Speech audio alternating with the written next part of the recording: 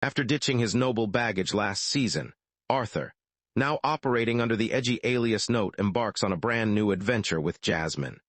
For 2 solid years, the only thing spreading faster than disease in the vibrant guild halls were tales of a mysterious masked swordsman. Most of these washed-up adventurers dismissed the stories as bullshit, but one drunkard swore his buddy fought alongside the swordsman and his companion, Jasmine.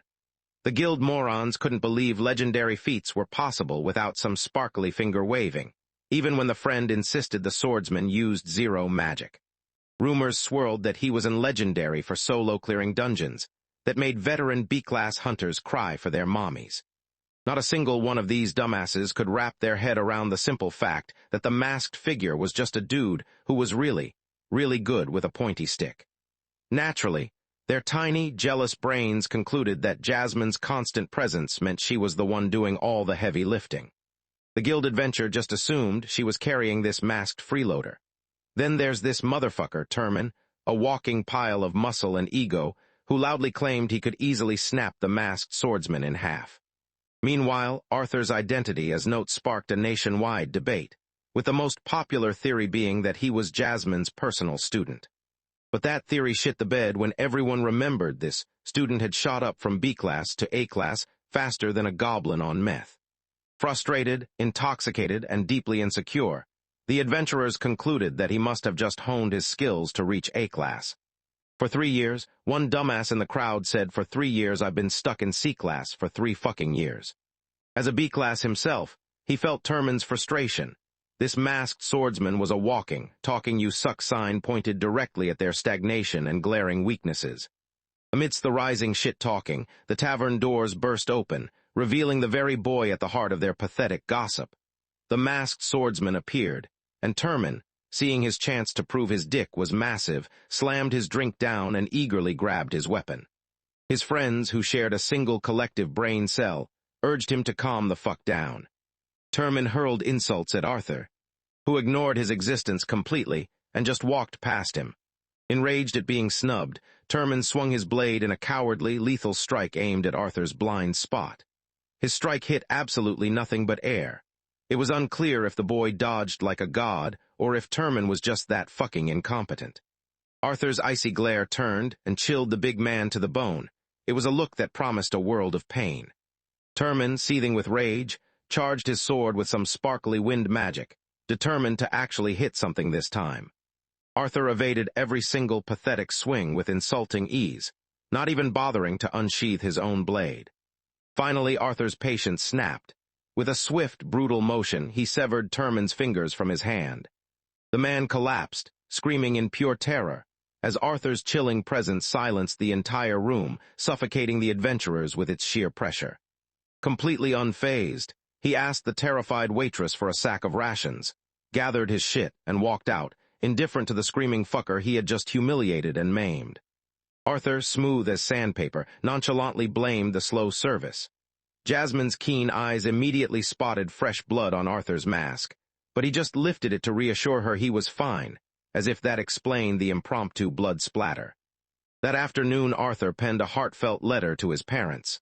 He apologized for ghosting them for 2 years, recapped his adventures, and expressed excitement to see, hoping Vincent wouldn't be too rough on her before she joined the academy. Amusingly, now her senior, he vowed to get even stronger, probably still salty about losing that last arm-wrestling match with his dad. Having recently advanced to the light orange stage, Arthur credited Jasmine with refining his wind magic so it didn't suck anymore. While he coached her in swordplay, they basically just taught each other how not to die. True to his word, this was his last dungeon quest before trading in the chaos for the soul-crushing boredom of school. He sealed the letter with heartfelt affection, intent on sending it soon. Jasmine assured him that sending a letter was safer than risking his family's presence at the perilous dungeon. She asked about little Bond's presence, but Arthur revealed's telepathic communication had become quite articulate. She had told him that she would reunite with him when she was ready. Had ventured around to sought strengthen for herself before school began, prompting Jasmine to refocus on their mission. She and Arthur hurriedly pressed on, only to be inconveniently paired with irksome party. The brat who railed Arthur last time. A burly, mustached leader eagerly steps forward to introduce group, genuinely thrilled to meet the famed masked swordsman in person. Reginald Bastion, an A-class warrior, boasts about his party's skills, though Jasmine and Arthur are well aware of prowess. Reginald introduces Creole Masser, a water attribute serving as their defensive shield. Elijah, an A-class warrior with earth powers, and Oliver, an arrogant healer in A-class. Samantha Tempest, an elegant A-class water, joins them. She told Arthur how she had dreamed of meeting the legendary masked swordsman. The charismatic leader has just ascended to the rare AA class and will command the team in their upcoming dungeon raid. He asks Jasmine and Arthur to introduce themselves. Jasmine asserts her prowess as an AA class, specializing in wind magic, cementing her role as a reliable team force. Arthur, revealing himself as an A-class warrior with fire magic, surprises Samantha, who didn't expect the masked swordsman to wield elemental powers. Arthur casually reveals he has chosen not to use his magic for personal reasons. Inquires about their gear, asking if they possess a dimensional ring for luggage management. Both shake their heads. Asked if he could help out, but was hit with a big fat no. Oliver told that his inventory is full of Samantha's things, but Elijah's storage is open, so he agrees to help. Arthur is secretly amazed by Elijah's dimensional ring, a rare and costly relic forged by the legendary mages of Cyrus. These rare artifacts could fetch thousands if they were to be sold in open market. Arthur's grateful smile makes Elijah blush. Preparations completes, the group enters into the dungeon's damp depths. Urges everyone to stay alert upon reaching the first level. Was by the lack of monsters in the supposedly dangerous dungeon. Cautiously, the group navigates the silent cavern until a falling rock seizes their attention. Gazes up in horror at swarms of grotesque lurking on the ceiling, thinking how these pesky little things would really haunt them to death. Jasmine swiftly shields Oliver as Creole erects a defensive barrier. Orders the team to form ranks as they descend. Oliver swiftly casts healing spells to halt worsening injuries. Elijah hurls earth spears at the monsters as fiercely slices through them, but they soon realize their energy is being wasted. Like the dumbass, he unleashes a fire cyclone, taking down the remaining in one strike. Frustrated by the need to conserve mana, questions if grasps the situation they were in. Being the little bitch that he has said, that he saved everyone's asses just now, so what was the problem? Dismisses the debate and urges the party to move on before more beasts return. Arthur remembers the dungeon teeming with immortal undead creatures, thwarting adventurers from retrieving mana cores. Monsters relentlessly swarm adventurers in the rewardless dire tombs. Navigating the dim corridors, recalls the route from his previous exploration. Arthur feels assured of their purpose and direction in this perilous place. Asks Elijah to carve handholds for the steep ascent. The party collaborates, scaling the handholds until everyone ascends to the upper level. Told the group that the last time he was here, he had only reached the second floor before retreating, making everything beyond uncharted territory. Suspects the secret to this endless rebirth lies close by. Creole boldly claims he's ready to risk everything for his prize. Vows fair reward for the mission's completion, guiding the team deeper until Arthur abruptly lunges to shield Samantha from a hidden threat only he perceives. Samantha remains composed as others wonder why he didn't warn them about the traps. Is shocked he'd confidently claimed there were no traps during his last visit. Oliver inspects Samantha, who reassures him she's fine, then shifts focus to Arthur as he inspects the projectile. Arthur declares the trap an attack by a mana beast, alarming the group to the escalating dangers. Urges heightened vigilance as the dungeon's unpredictability looms. Venturing deeper, the team reaches a strange, red, smoky zone. Quickly realizes the scene differs from his memory. Not the steam, but a denser force unnerves him in the cave. Arthur told the group that the sensation enveloping them isn't heat, but a powerful pressure. Entering the volcanic chamber, they are surrounded by countless geysers when suddenly, the entire cavern shakes violently, leaving everyone bewildered and alarmed. Even is baffled by the sudden quake. An enormous erupts from the ground, towering over them in terrifying glory. The healer panics as swiftly commands Creole to act. Creole, undeterred by his size, springs into action, conjuring a protective water sphere around the group. The shield grants them time to strategize. Is shocked by the unprecedented power of the mana beast, while Creole is equally perplexed by its sudden appearance in the dungeon. As the men argue, the launches its attack but unexpectedly retreats underground, suggesting they're no longer its target. The arrogant healer insists on advancing to investigate the artifact, ignoring repeated warnings to stay put. Even Samantha finds his actions absurd. He confidently strides away from the team. Arthur's senses were telling him that there was danger ahead. Urgently, he orders to create a heatwave barrier and seizes Brawl by the collar. Under pressure, casts the barrier just in time. Aimed near Oliver, the attack erupts with a forceful geyser that engulfs and incinerates him instantly, just as Arthur is about to warn him. Samantha swiftly conjures a water barrier to control the explosion. Stands frozen in horror as the group stares at their healer's charred remains. Arthur quietly collects Oliver's mana crystal from the debris and hands it to Samantha, directing her to insert it into her wand. She swiftly complies as Arthur urges a quick retreat. Even Broad can't deny the urgency. Staying means certain death for them all. Racing for the exit, the party faces their monstrous foe once more, blocking their path. Urgently commands Creole to raise another water barrier, but the now fiercer worm prompts Elijah and Samantha to unleash a joint stun attack. Elijah unleashes his stone serpent grasp to halt the beast. The impact is minimal, startling even their leader. Swiftly changes strategy, rallying Jasmine and Reginald for a joint attack. Energized by fire, he directs Jasmine to distract the creature, setting up Reginald for the final strike. Should this fail, Arthur will launch further attacks. Charges in, slicing the worm with blazing blades. Jasmine unleashes precise strikes, wounding the monster. Reginald bashes the shit of the monsters with his giant hammer. All the while the little bitch remains paralyzed by fear shitting his pants. With no fire spell proving effective, Arthur decides his only chance is to unleash his fire's full potential. His blade ignites in fierce orange flames as he charges, landing a critical slash that shatters the worm's teeth. He told Jasmine to press the attack. She retaliates by ripping into the creature's other side, their combined assault making the worm roar in agony as blood gushes from its wounds. Commands to strike again, but the worm abruptly burrows underground. Takes pride in their safety and effort, while Jasmine told everyone to hurry, saying that they need to get the fuck away from here as soon as possible.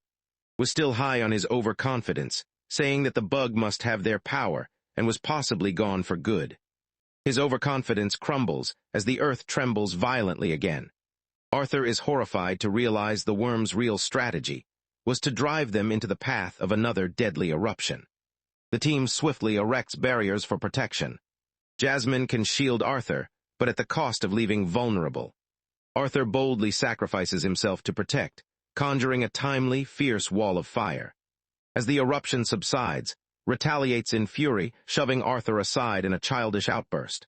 Unfazed, Arthur turns his attention to, gravely injured after sacrificing part of his arm to shield his teammate. Samantha averts her gaze from the horrific wound as screams in agony. Arthur wields his blade, while his friends frantically work to stopping the bleeding. Cries out while Arthur swiftly takes action. With him stabilized, Samantha moves in to heal their leader. Masked swordsman Creole, ever kind, sits by Arthur and offers him a cherished sandwich to lift his spirits. He told Arthur that he always carries these sandwiches for tough times like this. Arthur eagerly roasts the sandwich with fire magic, filling the air with a mouth-watering aroma. Even Creole can't resist a bite of the warm version. Sharing a quiet moment over a lovingly prepared meal, Arthur reflects on Creole's fortune in having such a devoted partner. As silence envelops the duo, chaos erupts as blames their injured leader. Enraged by the loss of their leader and healer, unleashes his fury, declaring he sacrificed his arm to save Samantha. Is berated for failing to raise a defense, but Arthur, his patience spent, interrupts with a sharp retort, dismissing skills as an ore. He sees only a liability weighing the team down. Storms off in frustration, as Reginald calmly advises their leader to rest. With gone, Arthur confronts Brawl, demanding a final decision. Reginald thinks for a while and said that the damage is not that great so. The team remains battle-ready, but the leader is critically injured. Arthur insists on a clear response. Brawl, teeth clenched and eyes locked, declares his unwavering resolve to complete this final dungeon raid. Samantha expresses her doubts, aware that battling one-armed is nearly impossible. One of the top insists he can still contribute without being a burden. Yet, he urges Arthur to lead the team, trusting the boy's capability amid uncertainties. The team swiftly endorses the leadership shift. Arthur took the command, ordering a 1-hour rest. After a brief rest, the team presses on, but fresh obstacles constantly catch off guard. The tunnel ahead was always clear. Reginald's weapon slices through the air, yet barely scratches the surface. Harnessing the earth element, he unleashes a powerful blast. Jasmine taps his shoulder, readying her, and proposes they combine their attacks despite the small spiral outcome. Unleashing a dual assault, they break through the tunnel's barrier, forging a new path. Blinded by a sudden brilliant light, they unexpectedly stand in an unfamiliar forest. Arthur quickly realizes something is amiss. The ceiling stands firm despite the absence of support pillars. The forest blooms with vibrant flowers and serene resting spots. Creole suddenly announces his drowsiness despite their recent rest. Arthur urges the group onward, his instincts warning that something is amiss. Creole hesitates, yet Arthur's instincts remain on high alert. Jasmine glimpses a cloaked figure and briefly falls into a trance, snapped out by a sudden loud bud. Creole drops his weapon, eyes locked onto something. He saw his late wife appears in the distance. He sprints to her, ignoring his teammates' urgent pleas. Arthur races after him but couldn't catch up to him. Jasmine stops Arthur, revealing the mist's illusionary manipulations that heightened his senses. Arthur swiftly gathers everyone, revealing the mist's mind-altering effects. He instructs Samantha to create a water barrier to counter the illusion. Samantha nods as she quietly inquires about. Reginald somberly discloses that perished long ago in a dungeon raid, and that he and Broad personally laid her ashes to rest, making this impossible. Reginald urges a swift search for Creole, testing patience. Furious at senior members for abandoning formation despite the strict plan. Arthur turns to Jasmine, who trembles as he asks if she saw anyone too. She confesses to seeing a mirage of her father. Seeing her struggle, Arthur comforts her, promising everything will be all right. She offers him a sincere smile, and feeling encouraged, Arthur requests her wind spells to clear a path through the mist. She conjures 2 wind orbs and drives forward with magic. Arthur orders Samantha to lower her barrier as Jasmine releases the Banshee's howl, a precise wind blast carving a path forward. Clearing the path, the group is shocked by massive vines that suddenly appeared, untouched by Jasmine's wind spell. Strikes first, igniting crescent ember flames to scorch the vines. To his dismay, the vines swiftly regenerate, leaving the fire's impact fleeting. Arthur commands Reginald to shield thee, as they prepare potent spells. Arthur infuses his blade with mana, signaling and Jasmine to strike together, as they all fiercely slash through the vines. Trapped briefly, Arthur unleashes a vortex slash to escape. Channeling more mana, he unleashes a powerful attack, halting the vine's regeneration. Seeing success, he urges to scorch his weapon, but is shocked as charges in, swinging wildly without a plan. Arthur watches, who, losing his composure, fights with the desperation of a man ready to die, eyes on Jasmine. Arthur notices her handling things smoothly and hurries to aid, who is soon utterly trapped. Arthur frees him, asking if he truly plans to waste his life here. Arthur implores him to fight wisely and survive, as they still rely on him to conquer the dungeon. Downs a mana potion, and unleashes his full power with a flame spell. The attack, though weaker, spreads wider and ignites easily. Arthur is truly impressed by newfound prowess. Reginald warns Elijah of the oncoming vine, but swiftly regains composure, shielding Elijah. This allows Elijah to cast an earth spell, cracking the ground and trapping the vines as they sink into the fissure. Together, their magic halts the plant monster, allowing Samantha to cast her spell and find their missing teammate. Samantha unleashes Aqua Siphon, her unique skill, to draw water from the surroundings. In this battle, she deftly drains moisture from the vines, making them shrivel and weaken. Despite the spell's success, Samantha collapses in exhaustion. Arthur swiftly catches her, and praises her cleverness in turning a utility spell into a weapon. Their relief shatters as the mist surges back toward the vines. But vines in an instant as if nothing had. Even this little shit was shitting bricks now out of fear. Arthur realizes the vines absorb the mist under relentless attacks. Arthur turns to find the vines twisted into a colossal eldritch nightmare towering above him. Arthur's sword drops as terror paralyses him before this monstrous nightmare. Gripped by terror, Samantha instantly concedes, realizing the Elderwood Guardian legend is a horrifying reality. Everyone loses their hope. Just then Arthur notices the fool has snapped once more. Reginald's eyes widen in disbelief as he faces the insurmountable threat of an S-class mana beast. Horrified, they see Creole as a vessel, his life force fading while he cries for his lost wife. The team is frozen in despair. Helpless, the Elderwood Guardian crushes Creole underfoot as Reginald screams his friend's name in anguish. The monstrous colossus unleashes a chilling roar from its layered, death-promising mouths, while Reginald, consumed by fury, snaps as if witnessing his best friend's demise. Arthur realizes this madman will be destroyed if he attacks the monstrosity. Arthur urges a retreat, but Reginald, consumed by rage, hammers him aside, deaf to reason. The man encases himself in stone, becoming a living fortress. A fierce battle ignites as the colossal giant unleashes a swirling vortex of vines towards him. Arthur urgently commands Elijah to shield Reginald, but the monster's onslaught shatters the barrier instantly. Jasmine clutches Arthur's hand, urging him to escape from the formidable beast.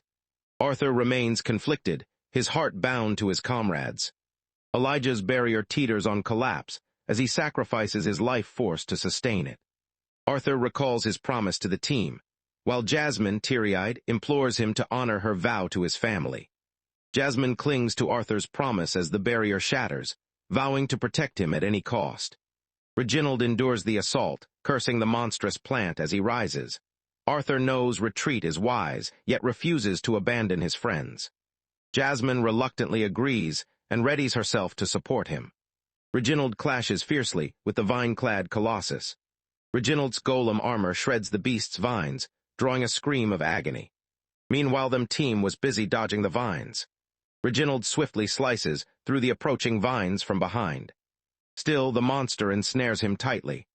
Arthur clutches Samantha's frail form, commanding Elijah protect Jasmine, ensuring her escape becomes their top priority. Arthur turns back to face the motherfucker that made their life.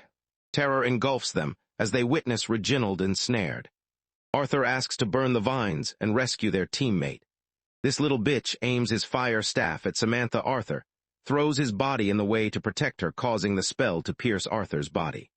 The story flashes back to unveil the vine's earlier attack on. Struck down, he swiftly recovered, realizing their hopeless defeat. Spotting the exit within reach, he watched his teammates battle fiercely for one another, but his Wake's family pride surged, clutching his staff with resolve to survive the cursed dungeon. Aimed at Arthur, he fired at close range, sending Arthur hurtling away with devastating abdominal injuries. Jasmine, horrified, rushes to shield him, tells her to stand down, then seizes the moment of distraction to unleash another fierce beam of flames, striking her forcefully. She collapses to the ground, is cornered as coldly targets Elijah with his staff, ready to burn him down at the slightest movement.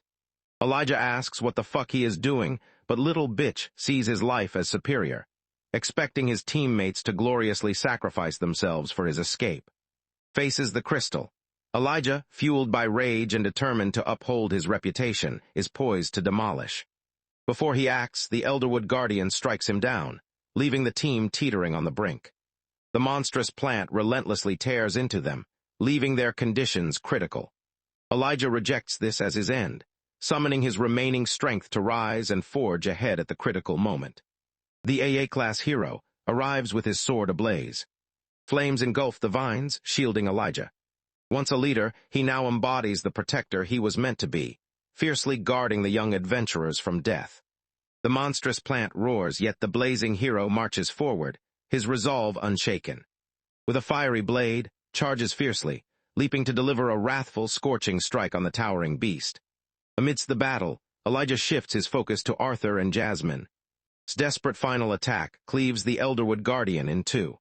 But this motherfucker started regenerating almost instantly, and within, he was looking down on everyone with his terrifying gaze. Trapped, he sees the creature's tendrils closing in, his fate undeniably sealed. Meanwhile, Arthur gasps for air, blood trickling from his mouth. His mask slips away as his dimming sight barely catches Elijah kneeling beside him. Elijah eyes Jasmine, both incapacitated, then fixes on the crystals, seeing only one desperate path, yet doubts survival. Arthur taps into his final reserves and unleashes the ability. Entering Phase 2 of the Dragon's Awakening, his mind races back to the land of elves, where relentless training unleashed his latent power. He first unlocked the Acquire phase, enabling a momentary detachment from time and space using innate powers.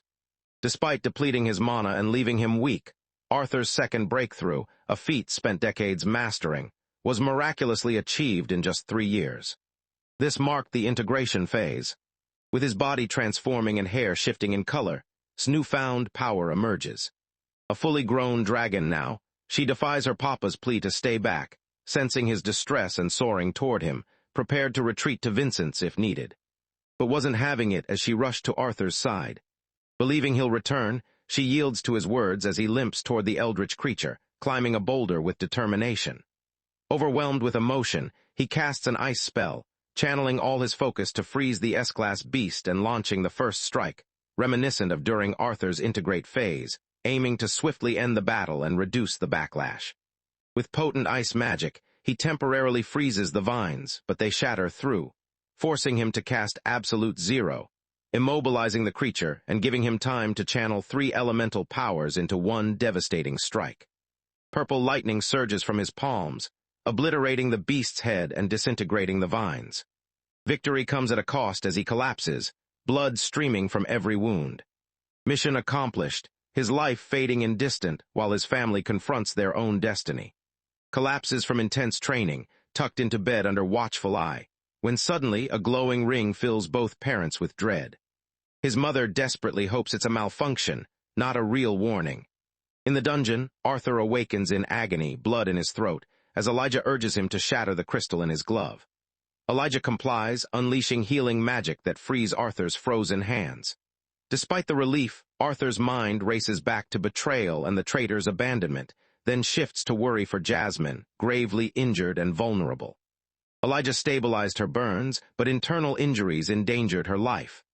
Arthur urged using the second crystal, and Elijah obliged, healing her significantly and sparking hope for a swift recovery. Arthur recalls the childhood pain evoked by his mother's gift, while, noticing his recovery, heads back to the dungeon, only for Arthur to urge her to concentrate on her training now that the threat is over. He gently reinforces the command as the connection fades. Elijah checks on Arthur, who jokes about running a marathon despite his frail state. Elijah is surprised to discover the masked warrior is his peer, while Arthur mourns his lost mask, but is relieved Elijah found his sword. Arthur deeply respects Elijah's selflessness, but Elijah humbly insists leaving would equate him to. Elijah's curiosity sparks as Arthur reveals his motive, a promise to protect and never turn away. Intrigued by Arthur's mature perspective, they ponder his past. As the dialogue unfolds, Arthur learns he's been unconscious for over a day. Facing the weight, he decides to connect, offering his hand with a smile, introducing himself as Art. This gesture sparks a new friendship, with Elijah reciprocating and sharing his heritage. Arthur had deduced this from his metal manipulation skills, which included the shelter upheld by the Elderwood Guardian's corpse. Though few can summon metal from thin air, a dwarf can. Elijah admits his secret is out, leading him to ask Arthur why his hair turned white and eyes glowed purple. Arthur agrees to explain if they exchange secrets. Elijah reveals he is from the kingdom, raised by Elder Radius who spoke little of his parents, leaving him with faint childhood memories. His life was calm until a power surge knocked him out, and he awoke surrounded by metal spikes, prompting Radius to urge him to travel the continent without explanation. Elijah confesses his abilities remain a mystery, feeling an unsettling pull linked to his mysterious origin. As Arthur prepares to share his story, Jasmine's loud snore interrupts with a sleepy murmur, making both boys laugh. Elijah, realizing the mood, apologizes for being too serious. Arthur, unfazed, reveals his mastery of 4 elemental magics, specializing in augmentation with ice and lightning, leaving Elijah in stunned disbelief. He was sure he'd lost the title of the weirdest one. Arthur reveals his markings are from being a beast tamer who released his companion in battle, leaving Elijah stunned, especially since Arthur is only 11, a year younger than him. Despite his lack of pride, Arthur can't suppress a grin as they laugh at each other's quirks. Battling residual pain, he uses the last healing gem on himself just as Jasmine awakens. Seeing his dire state, she rushes to him, guilt-ridden, apologizing through tears. Arthur's gaze softens, assuring her it's okay, embracing her, and affirming his choice to stay and fight. He notices her fragility in his arms and exhales a pained breath, heightening her worry. Jasmine urges Elijah to fetch their supplies from the storage ring. Grateful for her emergency kit, she bandages Arthur until he resembles a mummy, healing wounds and lifting spirits. Assisted by friends, Arthur rises as they ready to return. Stepping out of Elijah's metal shelter. The outside is entirely frozen. Arthur inquires about other survivors, only to discover that and Reginald perished, dimming hopes of any escapees. Jasmine's inquiry about Samantha burdens him with guilt. Elijah admits he encased her in metal before they were separated, uncertain if she survived. Arthur questions her destiny. Desperate for escape, he hunts for the S-class beasts buried in the icy ruins. Elijah, determined to find her, channels his energy into the earth, invoking the Earth's pulse spell. It emits signals to detect life nearby. Fortune strikes as he spots Samantha, prompting a quick dash with Arthur and Jasmine in pursuit. Elijah soon spots the metallic cocoon he encased around her on Earth. Prizing it open, he calls out, finding Samantha battered and burnt. Elijah reaches in as Arthur told him that these injuries were caused by the vines and were extremely fatal. Arthur is relieved she's breathing, though her fever is worrying, but thankfully this was a good thing, otherwise her survival might have been uncertain. Elijah wonders if unconsciousness is a blessing, as Jasmine gently lifts her, suggesting they head back. Arthur scans the area for the beast core, but his search is futile. The ground trembles beneath their feet. Elijah braces for battle, but Arthur swiftly intervenes, sensing the danger.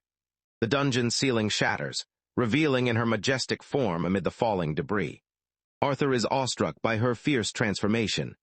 Fondly licks Elijah's face, tousling his hair as he reacts in surprise. Perplexed by a four-limbed wyvern, he soon discovers it's something else entirely. A genuine dragon. Arthur introduces her, as while telling everyone to keep meeting her to themselves. Jasmine is unfazed by Smessy affection, but Elijah is astounded by Arthur's immense power and his dragon companion. They quickly hops on too.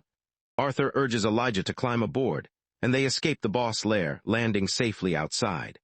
Elijah quips about why they didn't unleash this beast from the beginning.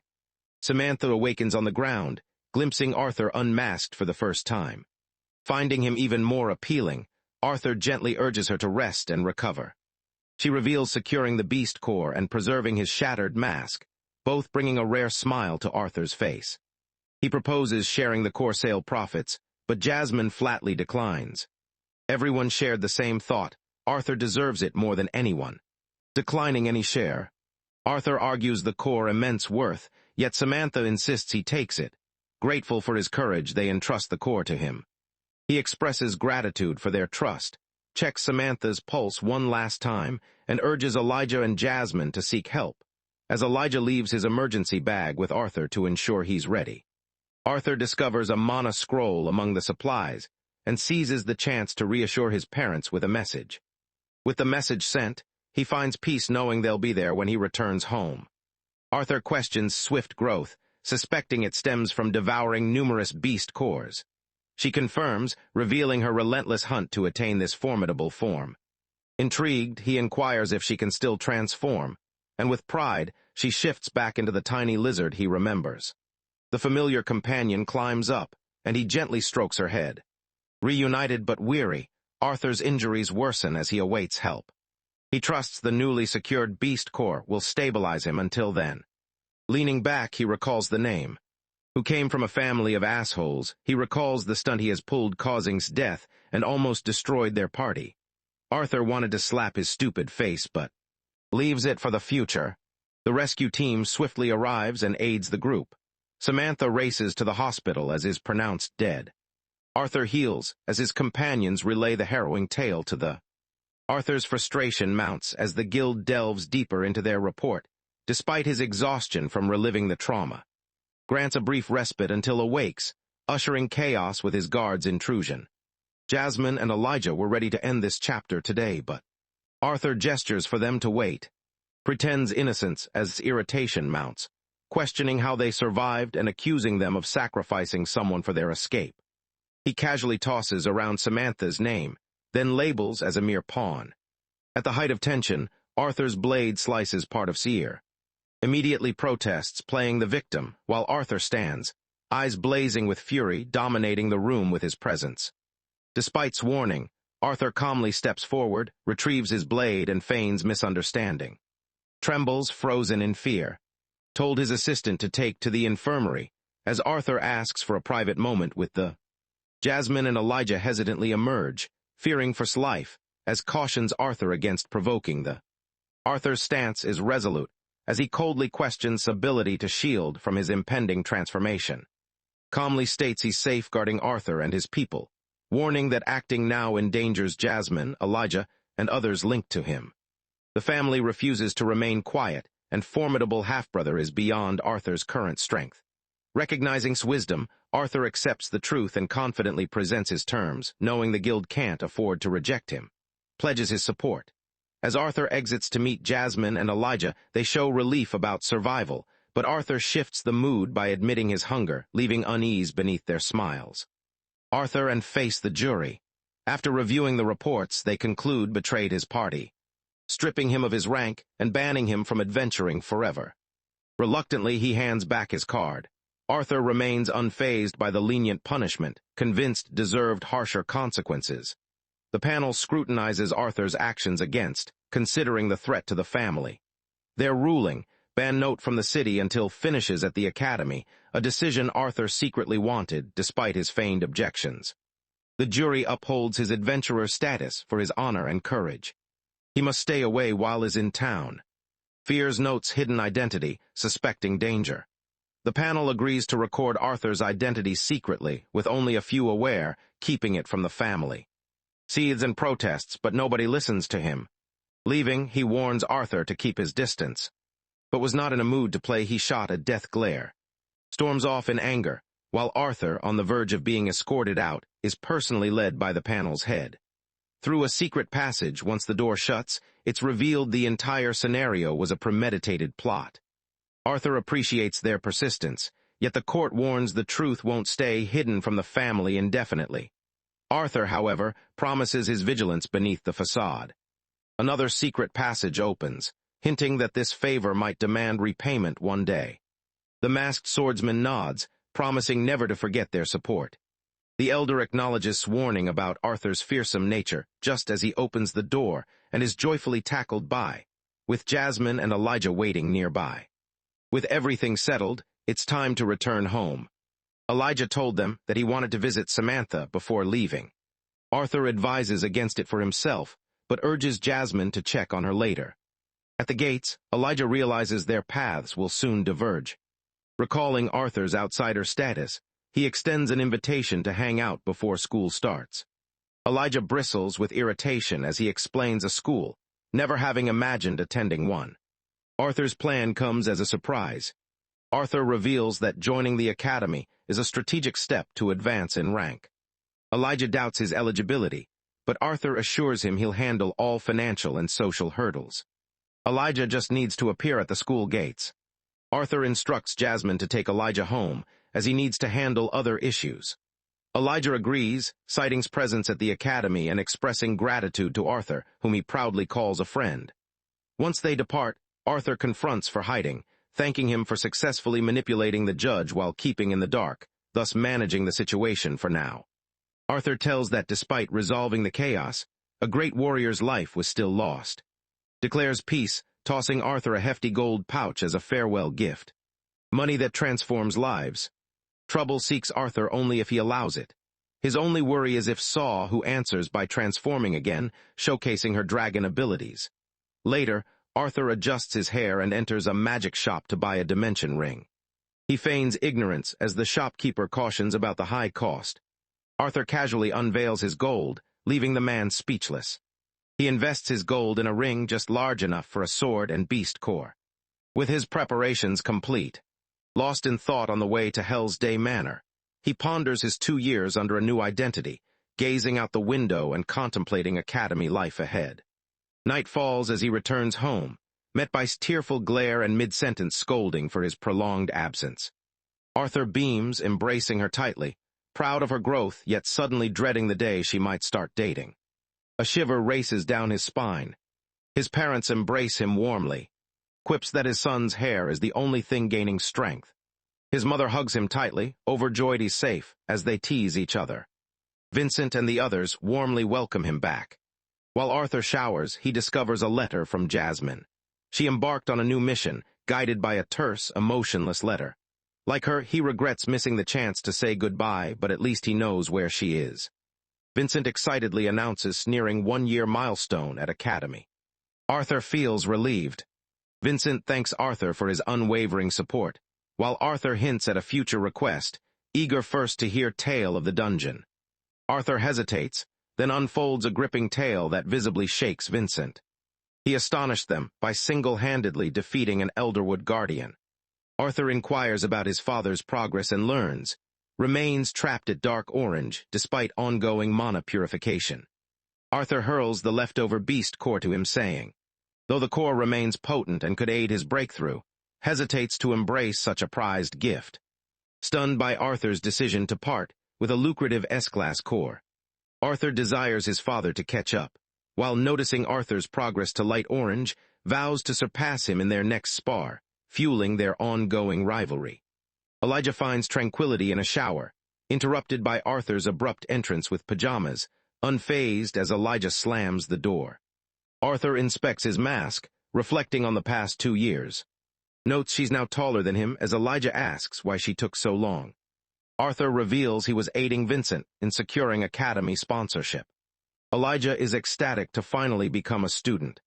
Arthur is eager to learn and push his limits, acknowledging that his powers may make school dull, but finding the opportunity to explore Elijah's dual affinities exciting, especially since lightning drains his mana and ice remains challenging despite a beast will. Concerned about handling, Elijah is reassured by Arthur, who intends to delay revealing his true identity. Elijah is surprised by Arthur's restraint regarding the family. Amidst teasing about a pillow wall, Elijah nervously asks about finding a girlfriend at the Academy. Arthur jokes he'll end up with a nerd girl, while Elijah retorts that Arthur's charm will attract many girls. Arthur counters that they're not his type, and both eventually drift to sleep. Arthur awakens to Vincent's news of meeting Gideon, a brilliant and respected inventor. He was currently out of town, but was scheduled to return in 3 days, allowing a brief detour before they meet everyone in the city. Arthur nods, pondering if something significant is happening downtown. Vincent announces that the 3 royal families will make a major public declaration in the city square. Vincent's time with Arthur moves him, and he eagerly anticipates the meeting with Gideon, ready to leverage his past life's wisdom. Appears, reminding Vincent of a meeting, prompting his swift departure. Reveals to his father that he's advanced to the solid orange stage and hands over the intact beast core, noting its unusual resilience despite absorbing all its energy. Arthur ponders deeply, his meditation interrupted by the looming shadow of the beast. Acknowledging the core's retention of the creature's will, he contemplates beast wills, spiritual imprints from potent mana beasts conferring great power. Driven by curiosity, Arthur tests merging the Elderwood Guardian's will withs but finds them incompatible and repelling. That's why couldn't fully absorb the crystal. It all hinges on compatibility. Arthur knows the perfect recipient for the core and starts pondering's well-being. The days pass as he trains and cherishes family moments. Storms in one morning, fed up with his sleep talk, and Body slams him awake for breakfast. Arthur teases her as a brute, and she retorts, reminding him not to skip the meal. Arthur and Elijah explore the town's shops, despite Arthur's empty pockets. Elijah wisely manages his savings. Arthur dispatches to accompany Elijah as he visits the inventor. Arthur and Vincent reach Gideon's. Arthur halts abruptly, questioning the foul stench assaulting his nose. Him simply notes, it's easier to ask what's not causing it. Gideon finally emerges, resembling a decaying corpse untouched by water for decades. His anger fades upon noticing Vincent's guests. Irritated, he grumbles about the royal messengers pressuring him to share his expertise overseas. Arthur questions why anyone would bother, further souring the man's mood. Gideon inquires about the boy, who introduces himself as Arthur, an admirer of Gideon's work.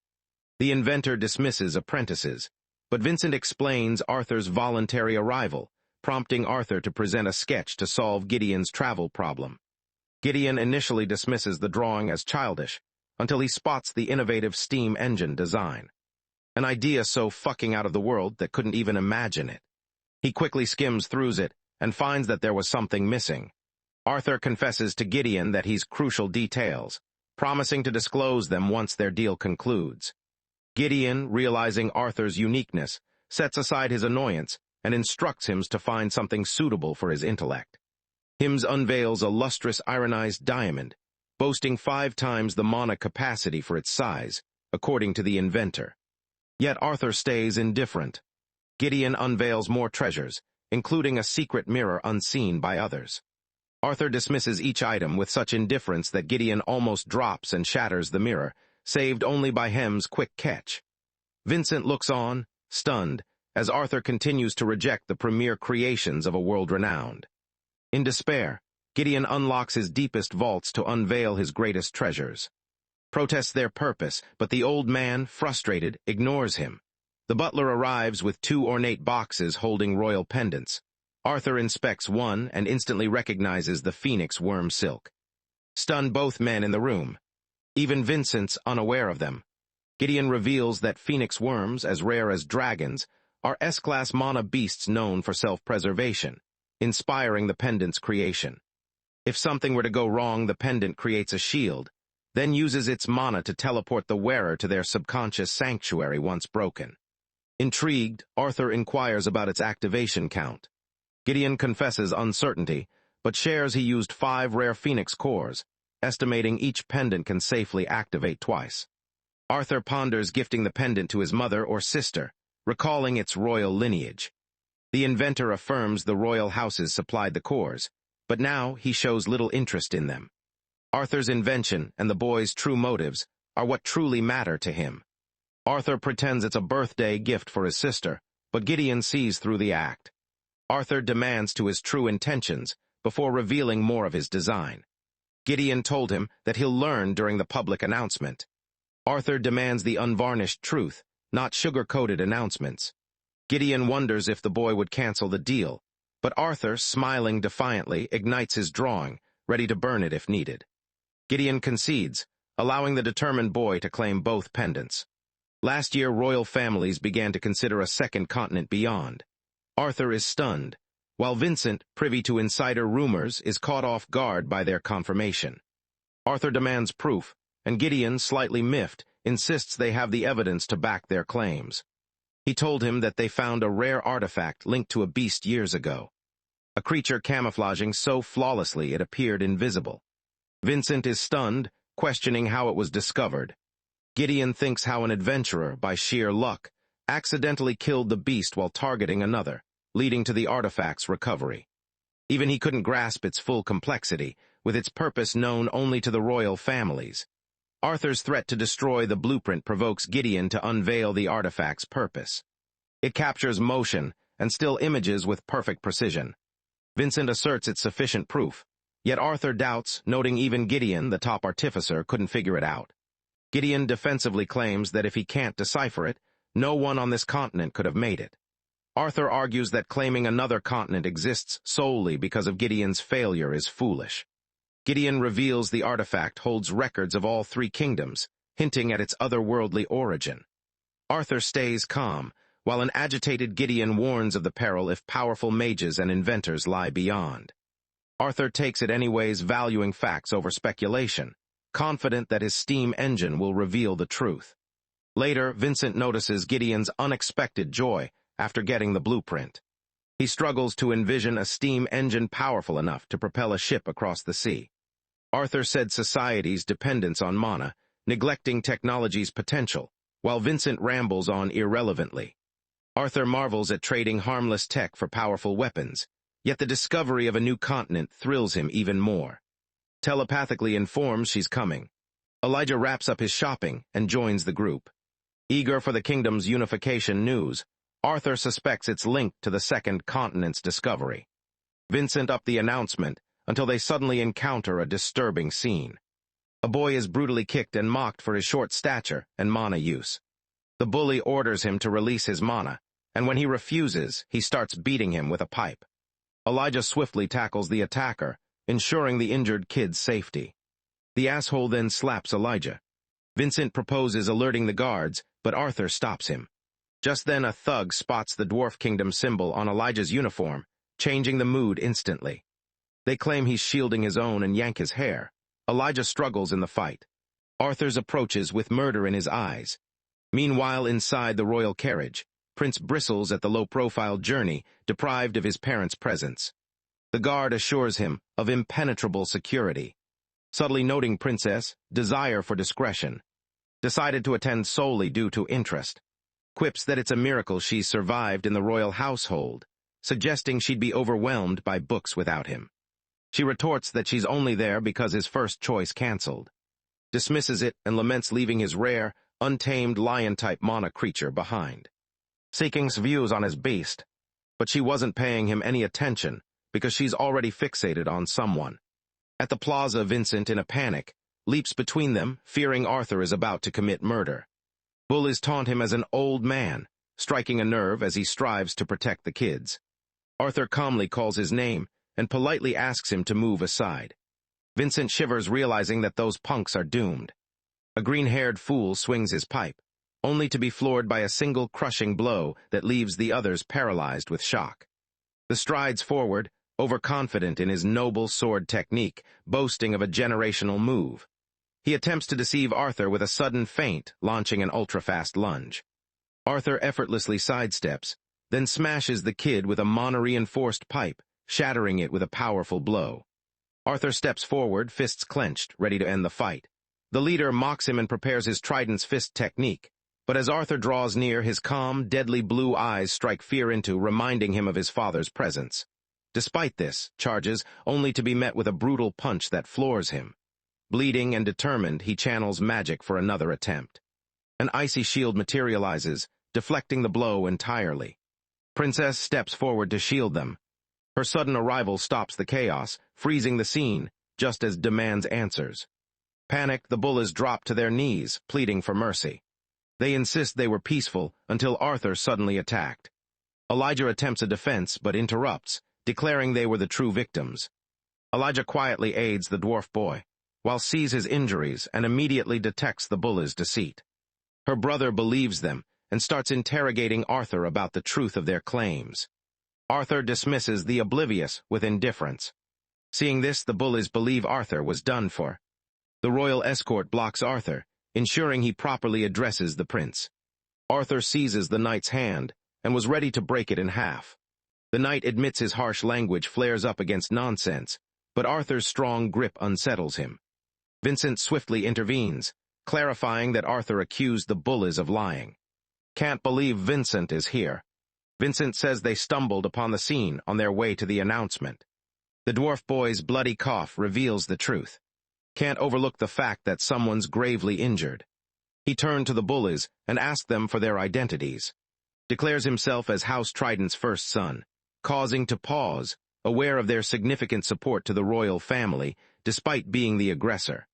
This causes to hesitates, tries to speak, but her brother intervenes. Advises making peace and moving forward, noting no serious injuries and urging against escalation. Confident in his father's wealth and influence, anticipated this, proving himself untouchable once more.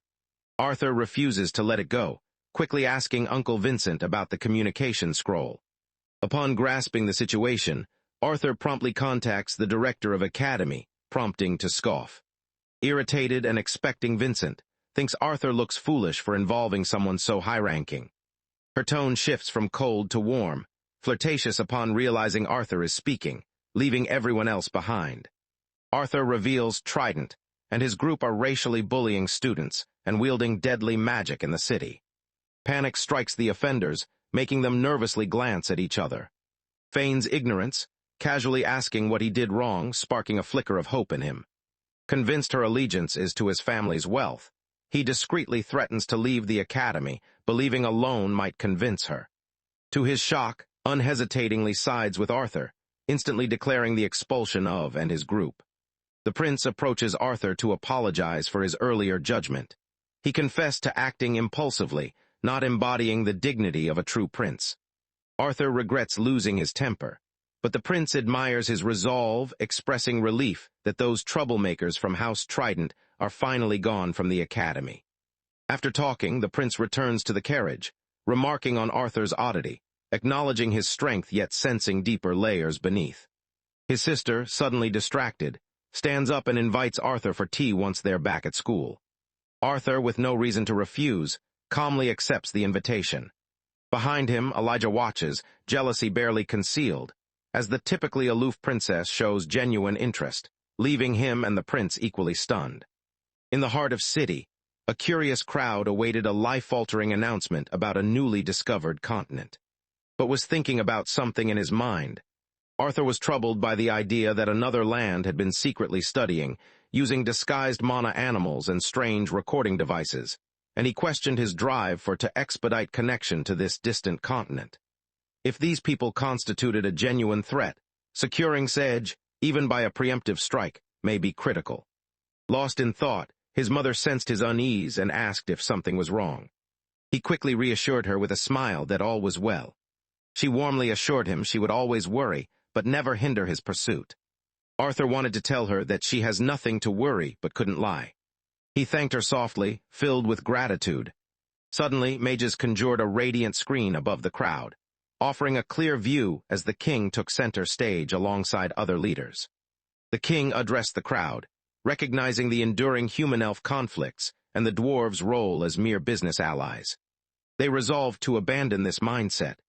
Over the past few years, he and fellow leaders tirelessly pursued continental unity, notably opening adventuring parties to all three races 2 years ago. Last year, Academy brought together students from and, fostering connections through shared education.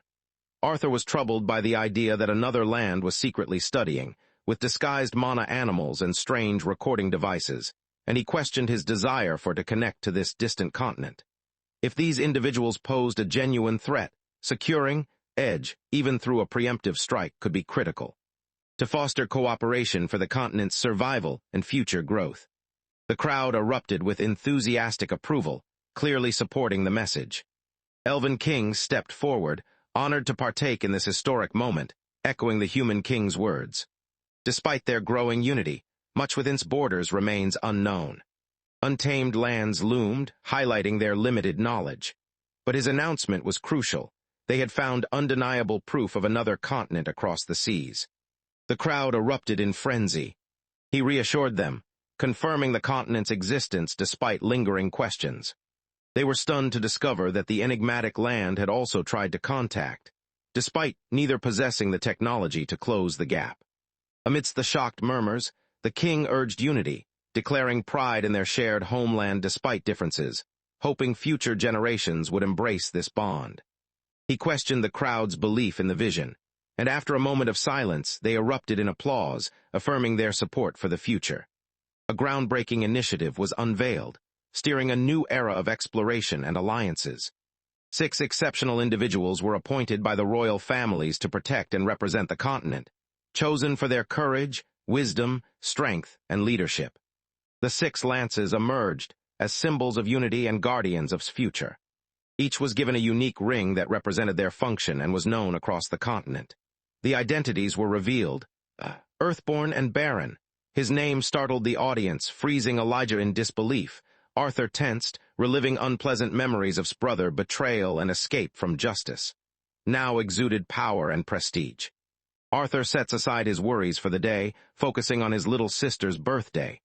Dressed sharply, he's every bit the gentleman, ready for the celebration. When insists on joining, he gently advises her to stay back, hinting at potential spies at the party and avoiding unnecessary risks. He assures her someone will return with food. Spirits soar with that simple assurance. With cheerful farewells, the night bursts to life as guests flood the mansion with music and chatter. Arthur, poised at the entrance, greets everyone with his usual charm, catching the eye of a girl's mother who nudges her daughter to ask him for a dance. Elijah, nestled in a corner, charms a pretty girl with a lunch invitation. True to form, Elijah fumbles, spilling his drink all over himself, causing the girl to awkwardly step back. Arthur swiftly averts his gaze, sparing his friend further embarrassment. The evening's highlight emerges. His mother playfully covers her eyes and leads her into the living room, unveiling a surprise gathering of loved ones. Arthur steps forward, inviting his sister to dance, is clearly taken aback.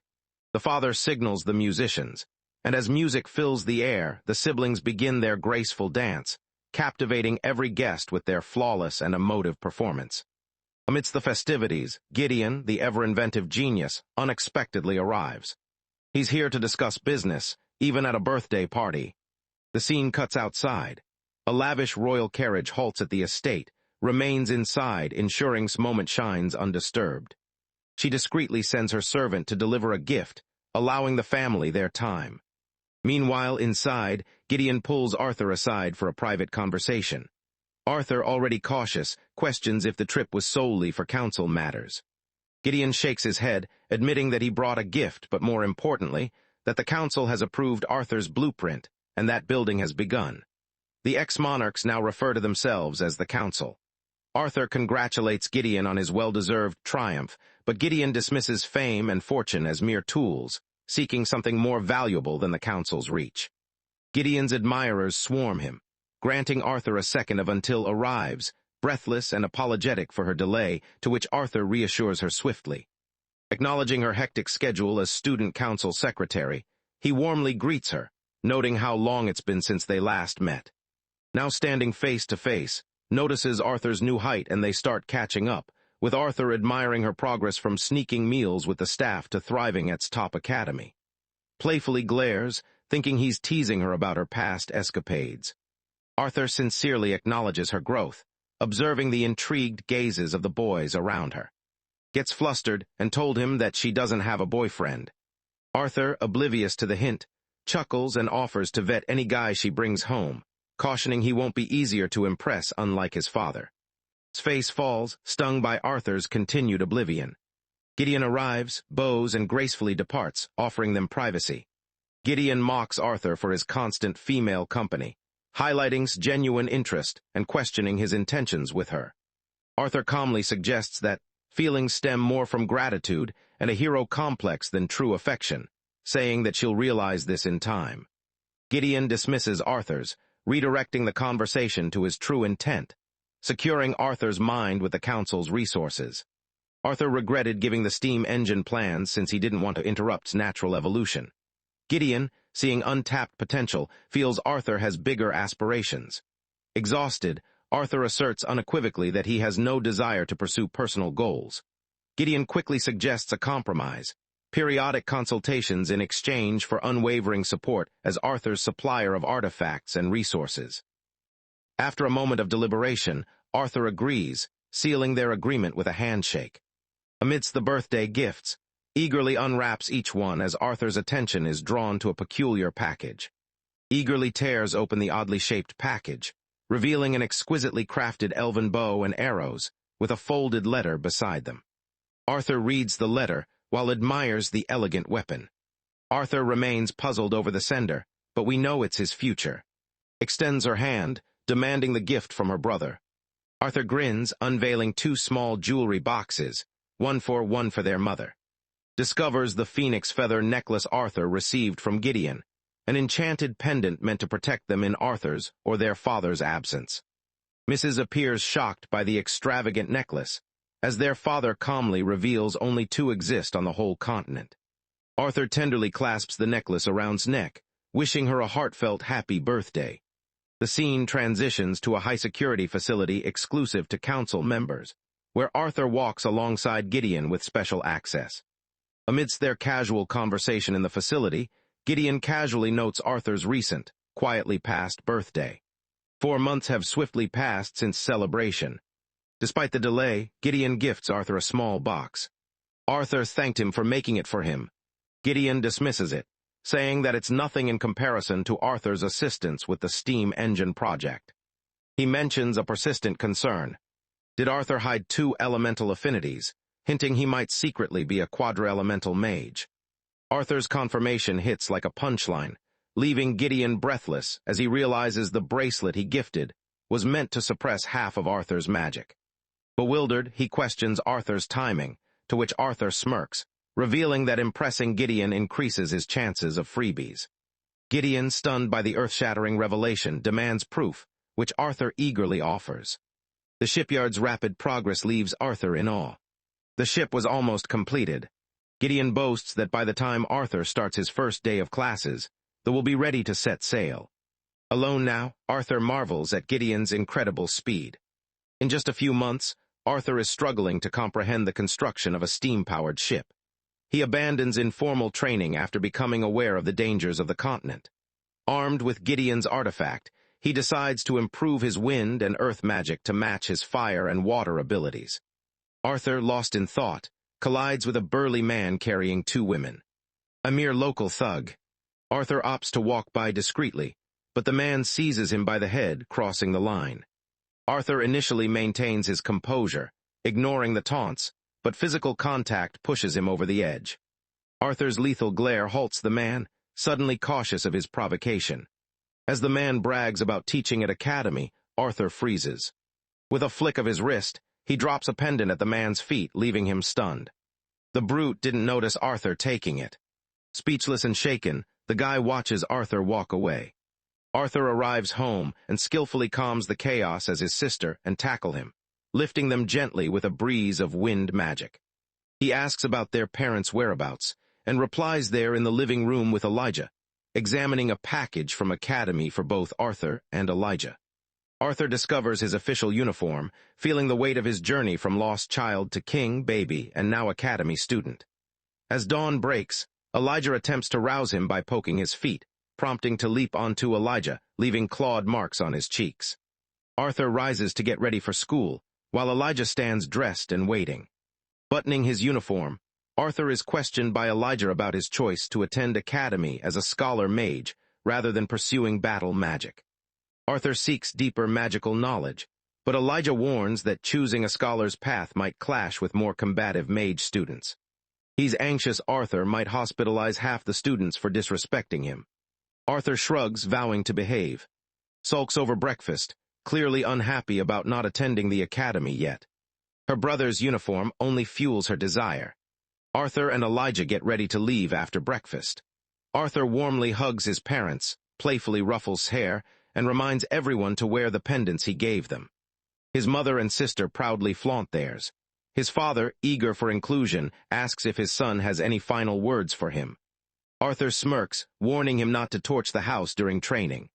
Arthur arrives at the bustling Cyrus Academy, where students converge from all sides, some on magical beasts that captivate onlookers.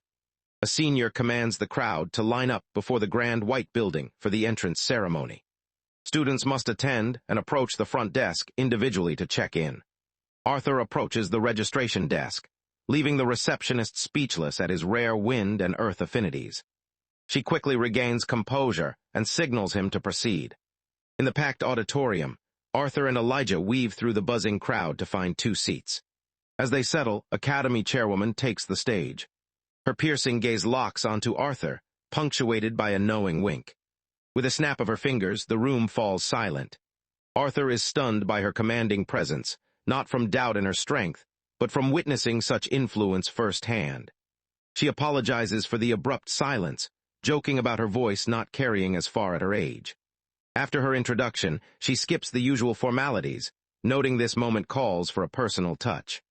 Proudly, she reveals the Academy's record enrollment of elves and dwarves, choosing to welcome students through representatives of their unity. She gestures to the entrance, urging applause as the Academy Student Council strides onto the stage. The first three members arrive quietly. The moment the final member enters, the atmosphere transforms. She magnetizes the crowd, lights up with excitement, prompting a smile from Arthur. Finally emerges, her mere presence commanding respect and admiration from the entire hall. Rumors swirled about her year-long mentorship under director at the Academy. An unprecedented event, as the director has never mentored anyone before. His talent speaks for itself.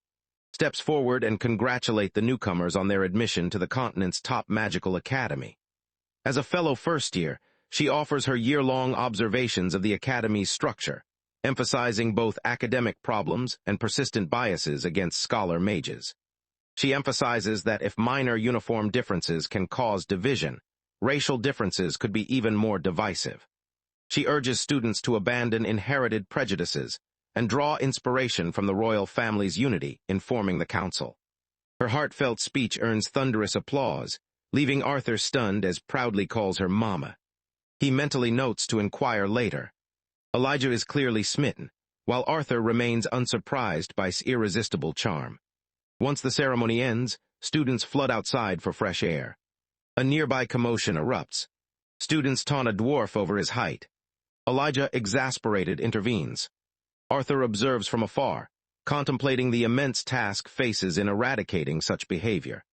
Nicholas, a human bully, taunts the dwarf until challenges him to a pride-defending duel. Nicholas instantly agrees, revealing a magical artifact in his uniform that activates a dual barrier, intriguing Arthur with its genius for creating safe combat zones. Elijah cheers wildly for Bronze and Boar as Arthur coolly assesses the match. Nicholas reveals himself as a dark red core mage. Is a black core, lunges with his axe as Nicholas swiftly conjures duel. A remarkable achievement for his core level, proving he's both skilled and well-trained. The dwarf stands firm, his axe slicing through attacks with formidable might. Nicholas attempts a sneak attack, but swiftly counters with nimble footwork. Nicholas resorts to a dirty trick, blinding the unyielding dwarf by kicking debris into his eyes. Nicholas ends the duel with a decisive blow the instant the dwarf stumbles, as the magical barrier falls. The match ends, but he stomps over, breaks the dwarf's arm, and as the victim lies defenseless, Elijah seizes his moment to become the hero of his dreams. Just as he's about to intervene, Arthur casually calls for the student council president, leaving Nicholas startled and searching. Elijah glares at Arthur, frustration boiling as his heroic moment is snatched away, heightening the awkward tension. Nicholas seizes Arthur, his irritation evident. Arthur calmly asserts that the duel is over, and anything further crosses into bullying. Shoving Arthur aside, Nicholas storms off, muttering petty insults. Arthur dismisses the words and starts to leave, but unexpectedly spits on Nicholas' neck as he walks by. He snaps, fury boiling over, ready to explode. Arthur deflects blame to the real culprit just as the student council enters, changing the atmosphere. The vice president then addresses rules, conduct, and the academy's strict no-discrimination policy. His mind drifts, consumed by thoughts of Arthur. She couldn't find him at the ceremony and began to doubt his attendance. Director confirmed Arthur was on campus, yet the thought of him missing the speech left her anxious and uncertain about their reunion. Should she play it cool or be friendly? What if he finds her first? These thoughts swirl until the vice president interrupts, checking if she's okay and suggesting to cancel their meetings. Dismisses him, insisting she's fine, then notices Arthur casually observing the scene. The vice president meets her gaze and starts the briefing. That redhead is Nicholas from. He was a standout student last year, while the boy next to him seems to be a freshman. Likely a commoner, absent from noble family gatherings. A council member spots Arthur, her eyes sparking with recognition. Both girls immediately sense that Nicholas is about to do something profoundly stupid. This motherfucker has no idea he's poking a goddamn dragon. Steps up to confront Nicholas, questioning his intent to use his magic. He immediately shits his pants, claiming he was just finishing a friendly duel with when some random first year just happened to intervene. Arthur gives a cheeky little wave, while steps in, demanding the actual fucking story. Gives the side-eye, asking if she knows this chaotic dumbass. Puffs out her chest, proudly announcing Arthur's dad has been serving her family forever, basically screaming, "We're family, bitch." Arthur casually drops that they've been living together, sending his brain into a blue screen of death as she pictures all the scenarios that entails. While she's lost in horny confusion, the vice president finally decides to do his job, demanding an explanation from Nicholas and reminding him that drawing a weapon outside a formal duel breaks academy rules. Nicholas, still trying to save his pathetic ass, insists he was just trying to spook the kid, not actually hurt him. Utterly unimpressed and completely spineless, Clive decides to just let it slide for now. Shows no mercy. She asserts that Nicholas broke Academy rules, warning him that it could mean suspension.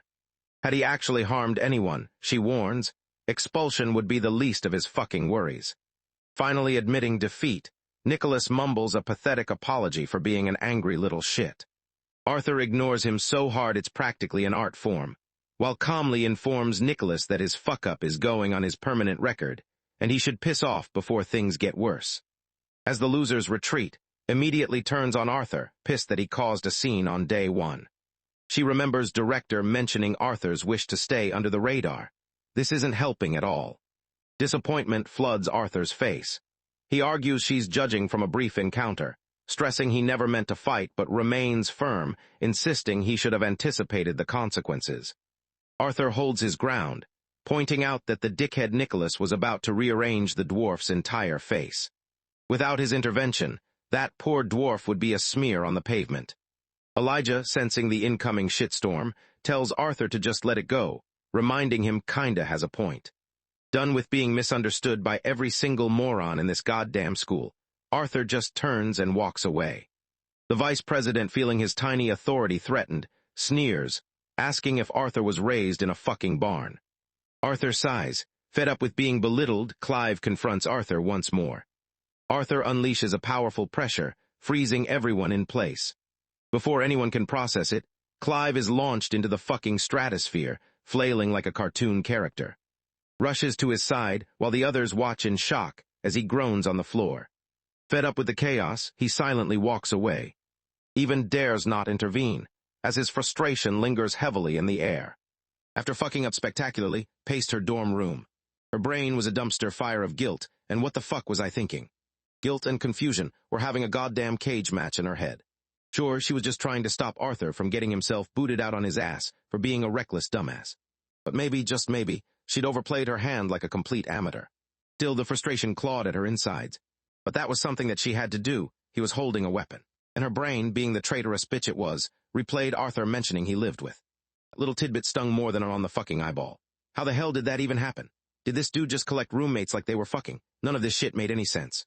Her entire world was spinning off its axis, face-planted into her pillow, letting out a scream. She squarely blamed that old hag director for saddling her with this student council president bullshit without this stupid-ass title. She could have jumped the guy, not given him a goddamn lecture. Instead, their reunion had all the grace of a car crash. Just then, a knock at the door signaled the arrival of Clive. He'd seen her looking like a zombie during their meeting, and decided to play the concerned puppy. Still radiating fuck-off energy, told him she was fine. Clive, still shitting his pants from the earlier beatdown, just had to bring up Arthur again. His little pea-brain couldn't compute how a freshman had the balls to speak to her like that. He even offered to go snitch to the director, but's patience had already left the building. He shut that shit down hard, telling him to drop it before she dropped him. As his pathetic footsteps faded, she collapsed onto her bed, completely drained. Everything had gone to shit so fast, and to top it all off, Arthur had the audacity to grow up into a handsome motherfucker. He just knew he was going to be catnip for every girl at this goddamn school. That thought alone made her want to suffocate herself with her pillow, letting out another muffled scream of pure agony. Meanwhile, Arthur and Elijah finally dragged their asses to their dorm after trekking across a campus the size of a small country. Academy wasn't just big. It was a fucking labyrinth of stone paths and endless buildings designed by someone who clearly hated feet. Elijah was still geeking out over the sheer scale of the place. Elijah, ever the observant one, started poking the bear about body-slamming the student council's second-in-command. Arthur just grumbled, admitting the dumbass was still on his mind, but there was more to the story. Normally he wouldn't give a flying fuck, but something about's lecture had gotten under his skin. The bitch of it was, she wasn't wrong, which only made her words hit harder. Maybe it was just because it was her, a thought he immediately tried to yeet into the void. Arthur told himself, it is what it is, but his brain refused to shut the fuck up. A knock at the door pulled them out of the conversation. Arthur opened it only to find Goodsky, the director of Academy, standing there. Her appearance was unexpected and commanded immediate respect. Elijah, stunned to see her up close, bowed deeply in awe. Greeted him kindly, recognizing him by name, and mentioning Vincent, which made Elijah beam. Arthur welcomed her in, and Elijah quickly excused himself, offering to bring drinks from downstairs. Accepted the offer with a smile. Once they were seated, she gently reminded Arthur, as always, to call her by her first name. Arthur, in return, gave his usual firm refusal. Expression shifted as she studied him. She noted a change not just in his bond, but in Arthur himself. Her mana senses told her something was missing. She could only detect wind and earth attributes. Arthur held up his hand, showing her the artifact Gideon had crafted. It was the seal that masked his other two elemental affinities. Gave a soft sigh, a mixture of disappointment and understanding. She had hoped to boast about having a rare quadra-elemental student under her guidance, but she respected Arthur's reason. Arthur opened up and explained he had made a dangerous enemy during his time as an adventurer. For now, it was safer to hide his full strength and avoid drawing unnecessary attention. Understood the weight of what he said.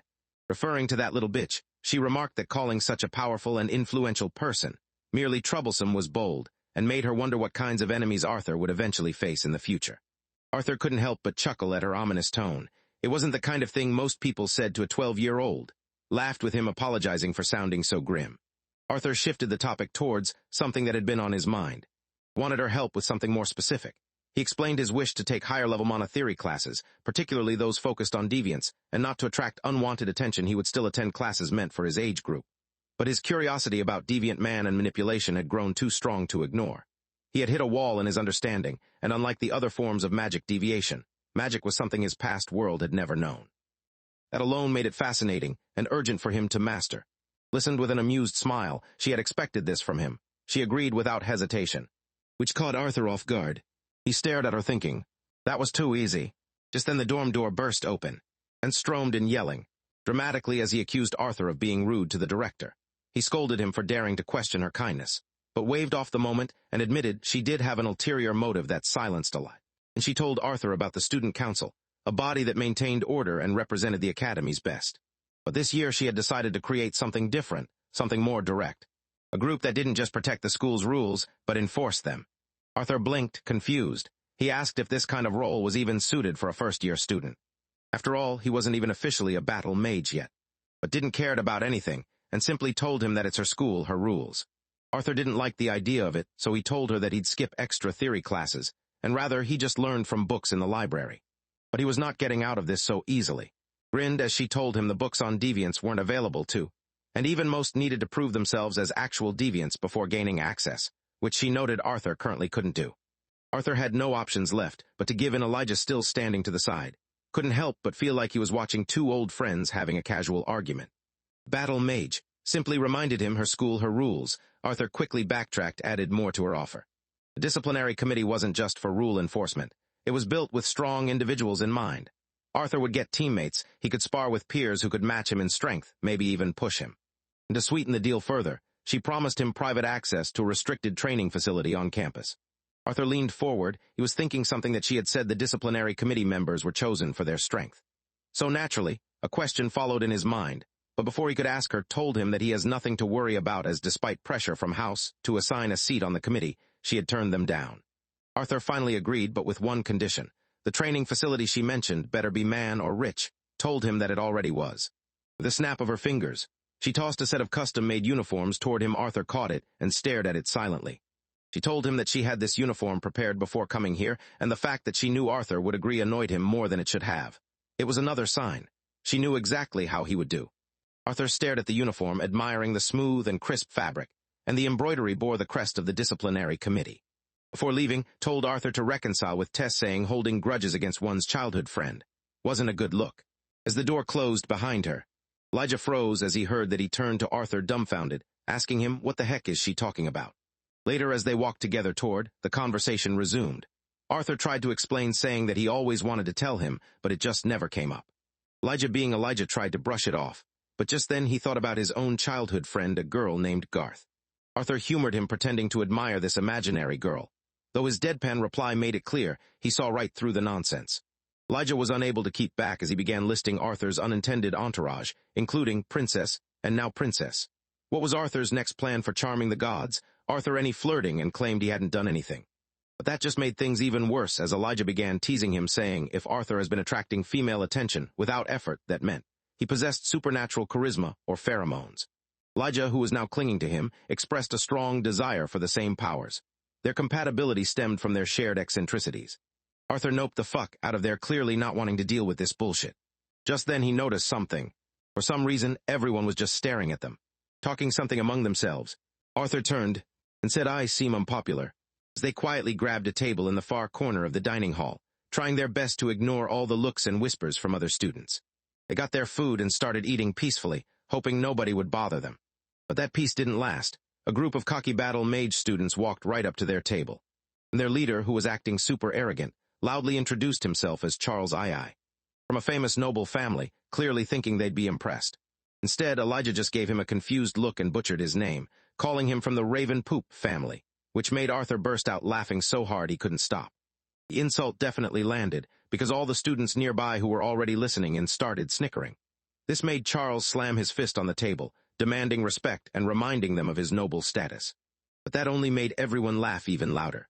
Getting more and more pissed off, Charles turned on Elijah, accusing him of throwing away a chance to hang out with someone important all because of Arthur. He just couldn't get why Elijah would defend someone so beneath him. But Elijah stood his ground and yelled back that he'd never team up with someone who insults his best friend. He said they were all students at Academy, and no major, title, or family name gave anyone the right to look down on someone else. Charles just sneered at the whole idea of equality, calling it a bunch of political nonsense and empty words from the student council. He said reality was different, and that he was about to show Elijah how different it was. Without any warning, Charles swung his hand at Arthur. But he was immediately hit with a sharp shock, as his own arm was thrown backward by some invisible force. He stumbled back, totally confused and unable to figure out what just hit him, since he hadn't even seen Arthur move. Not willing to accept it, Charles charged again, this time putting mana into his punch. But before he could hit him, Elijah jumped in front of Arthur to shield him. Arthur, who was watching everything closely, knew he could probably protect himself with magic, but Elijah couldn't take a hit like that, and the situation had gotten seriously dangerous. Just as Arthur was about to make a move, a powerful surge of strange magic filled the air, and without a word, thick vines exploded from the ground, wrapping tightly around Charles's arms and legs, stopping him in his tracks. He froze in panic and stared in horror at the vines, which were strong and pulsing with mana, and he couldn't break free. No matter how much he struggled. Everyone was shocked to this. Arthur turned his head, saw a figure standing silently near the entrance. While the vines still held Charles tight, Arthur paused to think about what to do next, knowing that using magic himself would just get him and Elijah into trouble. But then, a mischievous idea that didn't need any spells popped into his head. Charles was red with fury, screaming threats, and yelling about his noble status, basically ready to go cry to his mom. But suddenly something changed. A heavy, oppressive feeling coming from Arthur made Charles freeze right where he was, as the air around him seemed to get heavier and more dangerous. Arthur stepped closer, his voice cold and clear, and talked about how arrogant noble kids always beat their chests, showing off their names and status, but only end up bringing shame to their families with actions just like this. But Charles didn't back down, insisting that putting trash in its place was something to be proud of, not something to be ashamed of. Elijah, who was watching this all go down, got really tense because he could feel that Arthur was about to snap, and even though he wanted to help, he wasn't sure what to do or if he even should. When Arthur raised his hand, which was faintly glowing with mana, Charles just scoffed, thinking he was untouchable while he was tied up. But Arthur wasn't planning on attacking him physically. He didn't need to. In one quick motion, Arthur yanked Charles's pants down, and the effect was instant and brutal. For a second, Charles didn't even realize what happened, but then he looked down and reality hit him. His pants were down. A gasp went through the room, and then came the laughter, sharp, loud, and echoing from every single table as students burst out laughing at him. Charles's face turned beet red as he screamed at everyone to stop looking while trying to wiggle out of the vines. But Arthur just turned around and walked out of the room. Elijah, still laughing to himself, looked after him and followed. Later that night Arthur was outside, the cool autumn air hit him, and he could see his breath as he stepped away from the building, where he saw sitting a few feet to his left. Her presence calm but impossible to miss.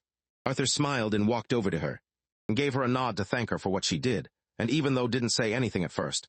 The look in her eyes showed that she knew Arthur hadn't actually needed her help, but he thanked her anyway because she had saved him, and more importantly, Elijah, from getting punished. After that, they just stood there in a long, heavy silence, both of them not sure what to say but not wanting to leave either. Arthur thought to himself, thinking, how should he go about this situation? He leaned over wanting to, but it turned out both had the same idea at the exact same time. They leaned forward to bow an apology, but just ended up headbutting each other hard. Both Tess and Arthur grabbed their head. Laughing through the pain, Arthur joked that he might have cracked his chin. He looked over to see how Tess was doing, held her forehead, grumbling that it really, really hurt, and pointed to where it was already swelling. Arthur gently asked if she was crying, and in response, she just leaned against his shoulder, her chest rising and falling with her uneven breaths. As she did, Arthur patted her on the head. In that quiet moment, admitted something she had been holding back for way too long. She thought Arthur hated her. But Arthur promised her that even if he got angry or they fought, he would never hate her. Voice got softer as she admitted what was really bothering her, saying she didn't want Arthur to be mad at her, not now and not ever. her words trembling with how honest they were. Arthur felt the weight of what she said and accepted it, admitting that this time he was the one who was wrong and that he knew she was just looking out for him and he shouldn't have lashed out like he did. But didn't let him take all the blame, confessing that she had made a mistake too by calling him out in public and letting the pressure of her new title cloud her judgment, explaining that she was still learning how to be the student council president and how to balance her duties with her friendships. Their moment was cut short by the sound of footsteps rushing toward them, and Elijah came running in. Already mid-sentence and clearly excited to tell them what happened after Charles Raven Poop got free from the vines. But the second he saw wrapped up in Arthur's arms, he just froze, his mouth hanging open and his voice disappearing. With an awkward chuckle and a mumbled excuse, Elijah spun around and darted off, but not before giving Arthur a knowing glance. Not wasting any time, enthusiastically leaped into his lap and began licking her cheeks. Making Arthur chuckle, he then stood up and offered his hand with a small smile, and this motherfucker was killing it with that smile, and asked her to go for a walk with him. Two of them wandered across the quiet academy grounds under the moonlight, with a cool breeze washing over them. Broke the silence first, still trying to process everything she'd heard about Arthur's adventures, her voice filled with a mix of wonder and a little bit of envy. Arthur mentioned how he never realized Director Goodsky and her grandfather were so close, which finally explained how she knew so much about him. In response, admitted that her own relationship with was a key reason she became her disciple, though Arthur gave her more credit, saying her talent was the real reason. Internally, however, thoughts were spiraling as she walked beside him. She noticed everything from the confident way he carried himself to the strength in his steps. He had clearly grown, not just in height or strength, but he was more composed and focused. Just looking at his face brought back old memories and made her feel jealous of a girl named Jasmine who had been with him during his adventures for the past 2 years, wishing she could have been the one to see the world with him. Arthur picked up on her silence and asked if something was wrong, but she just brushed it off with a nervous laugh and it. In what felt like no time at all, they were already back at the dorms. Just as was about to head in, Arthur stopped her, reached into his coat, and pulled out the faintly glowing beast core of the Elderwood Guardian. He simply held it out to her, explaining it was a gift to celebrate her becoming a dual elemental mage. Was so overwhelmed that she froze and tried to refuse something so rare and valuable, but Arthur insisted it was the perfect gift for her and was meant for her. Before she could argue, he smiled, told her to get some rest for the big day ahead and walked off, leaving her completely speechless. Stood frozen at the entrance, clutching the core tightly as warmth filled her chest, stunned that he would so casually give her something so precious that meant the world to her. Later, Arthur carefully opened the door to his room, trying not to wake Elijah, only to jump back in surprise. Elijah was wide awake, sitting upright and wrapped in a blanket like a cocoon, staring him down with bloodshot eyes. Startled by the theatrics, Arthur muttered in disbelief, but Elijah was dead serious, pointing to a spot across from him and demanding that Arthur sit down and explain what he had witnessed earlier that night. Feeling cornered, Arthur gave in with a nervous chuckle, getting ready for the interrogation. Elijah, using a despair-filled theatrical voice, brought up the moment he saw, whom he dramatically called the lunar goddess, lean her head on Arthur's shoulder. The nickname confused Arthur at first, but Elijah explained with dramatic flair that the students at Academy called her that because she was beautiful and radiant, but seemed as distant and unreachable as the moon. And somehow Arthur had managed to touch that moon. He had even started to snuggle with the idea, but before Elijah could ramble on, Arthur, having had enough of the theatrics, chucked a pillow right into his face and told him to get some sleep, which made Elijah give up with a dramatic sigh and fall back onto the bed in surrender. The next morning came quickly, and Arthur was already dressed and fastening the shoulder strap of the knife that signified his role on the disciplinary committee. He made his way to the auditorium through a back entrance. He straightened his shirt and vest to look presentable, although he was tired and a bit nervous. As he stood in front of the gate, he was also curious to see what the most powerful students at Academy were really like. The second he opened the door, a massive roar blasted him, blowing his hair back and forcing, who had been sitting on his head, to cling on tightly so she wouldn't fly off. In front of him stood a huge beast, about 6 feet tall on all fours, which would have terrified most people. But to Arthur, it just looked like a giant kitten trying way too hard to be scary compared to his dragon form. Just then a student, who was clearly amused but also a little disappointed that the test failed, peeked out from the side. Arthur asked if it was a prank to test his nerve. Student, a 4th year, named, then questioned if Arthur's position was earned through his skills or some kind of hidden connection, leaning in to cryptically mutter something about blood not lying. That left Arthur confused for a moment, just brushed it off as an old saying, and offered his hand, which Arthur shook while formally introducing himself, and his bond, who had just whopped the giant kitty's ass, making his expression flicker with curiosity, as he wondered what sort of beast could make the giant creature they used for the test so docile. Just then a loud, brash voice echoed through the hall, criticizing the committee for lacking real men and calling the new guy another delicate pretty boy. Arthur thought he recognized the voice from his chat with Elijah and muttered the name, Helgarth. But a muscular, aggressive girl quickly snapped back, demanding to know who he was talking about and introducing herself as a first-year like him. When Arthur, caught off guard, tried to laugh it off and shake her hand, she slapped it away and told him he was too stiff. Before he could even process her intense personality, interrupted and called them to join the others, explaining that Director Goodsky hadn't told anyone much about Arthur, so everyone was naturally very curious. Just then the girl looked back, clearly bored by them, and not giving a fuck about their conversation, she grabbed Arthur by the hand and slammed open the door, telling everyone that last member of the group was finally here. Arthur followed her into a huge, formal-looking room where other students were waiting, and among them, he instantly recognized. Broke into a huge smile seeing, playing on top of the giant kitty. Happy to see it was really Arthur. Explained that had used his bonded beast to try and intimidate Arthur, though it had clearly failed. He asked if it was the same world lion from the auction they'd met at, and confirmed it was, saying they had formed an equal contract after the beast reached A-class. With a genuine smile and a handshake, officially welcomed him to the disciplinary committee. Surprised, asked if they knew each other, to which just chuckled and said it wasn't just him. At that moment, a soft voice came from the stairs, and Arthur turned to see the familiar figure of Princess, descending, who greeted him calmly. Arthur respectfully greeted her back by her title. She nodded, accepting his greeting, just before she could say something. Another voice called out with some playful sarcasm. So this tall elf named the third came up to Arthur, and even though he seemed ancient, he had a vibe Arthur recognized. It took a second, but then Arthur remembered this younger, mischievous elf from his trip to the kingdom. With a grin, Arthur called him, which made turn bright red. He quickly told Arthur to use his real name and show some respect since he was a few hundred years older than him. Arthur couldn't help but poke fun, bringing up that one time he knocked out with a single punch, calling it a good memory. This just got more irritated, and he accused Arthur of doing it on purpose.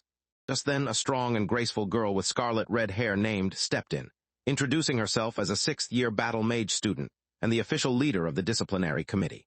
The name made Arthur think of, and when he asked, confirmed was her uncle who started training her as soon as she awakened, which is where she got most of her fighting style.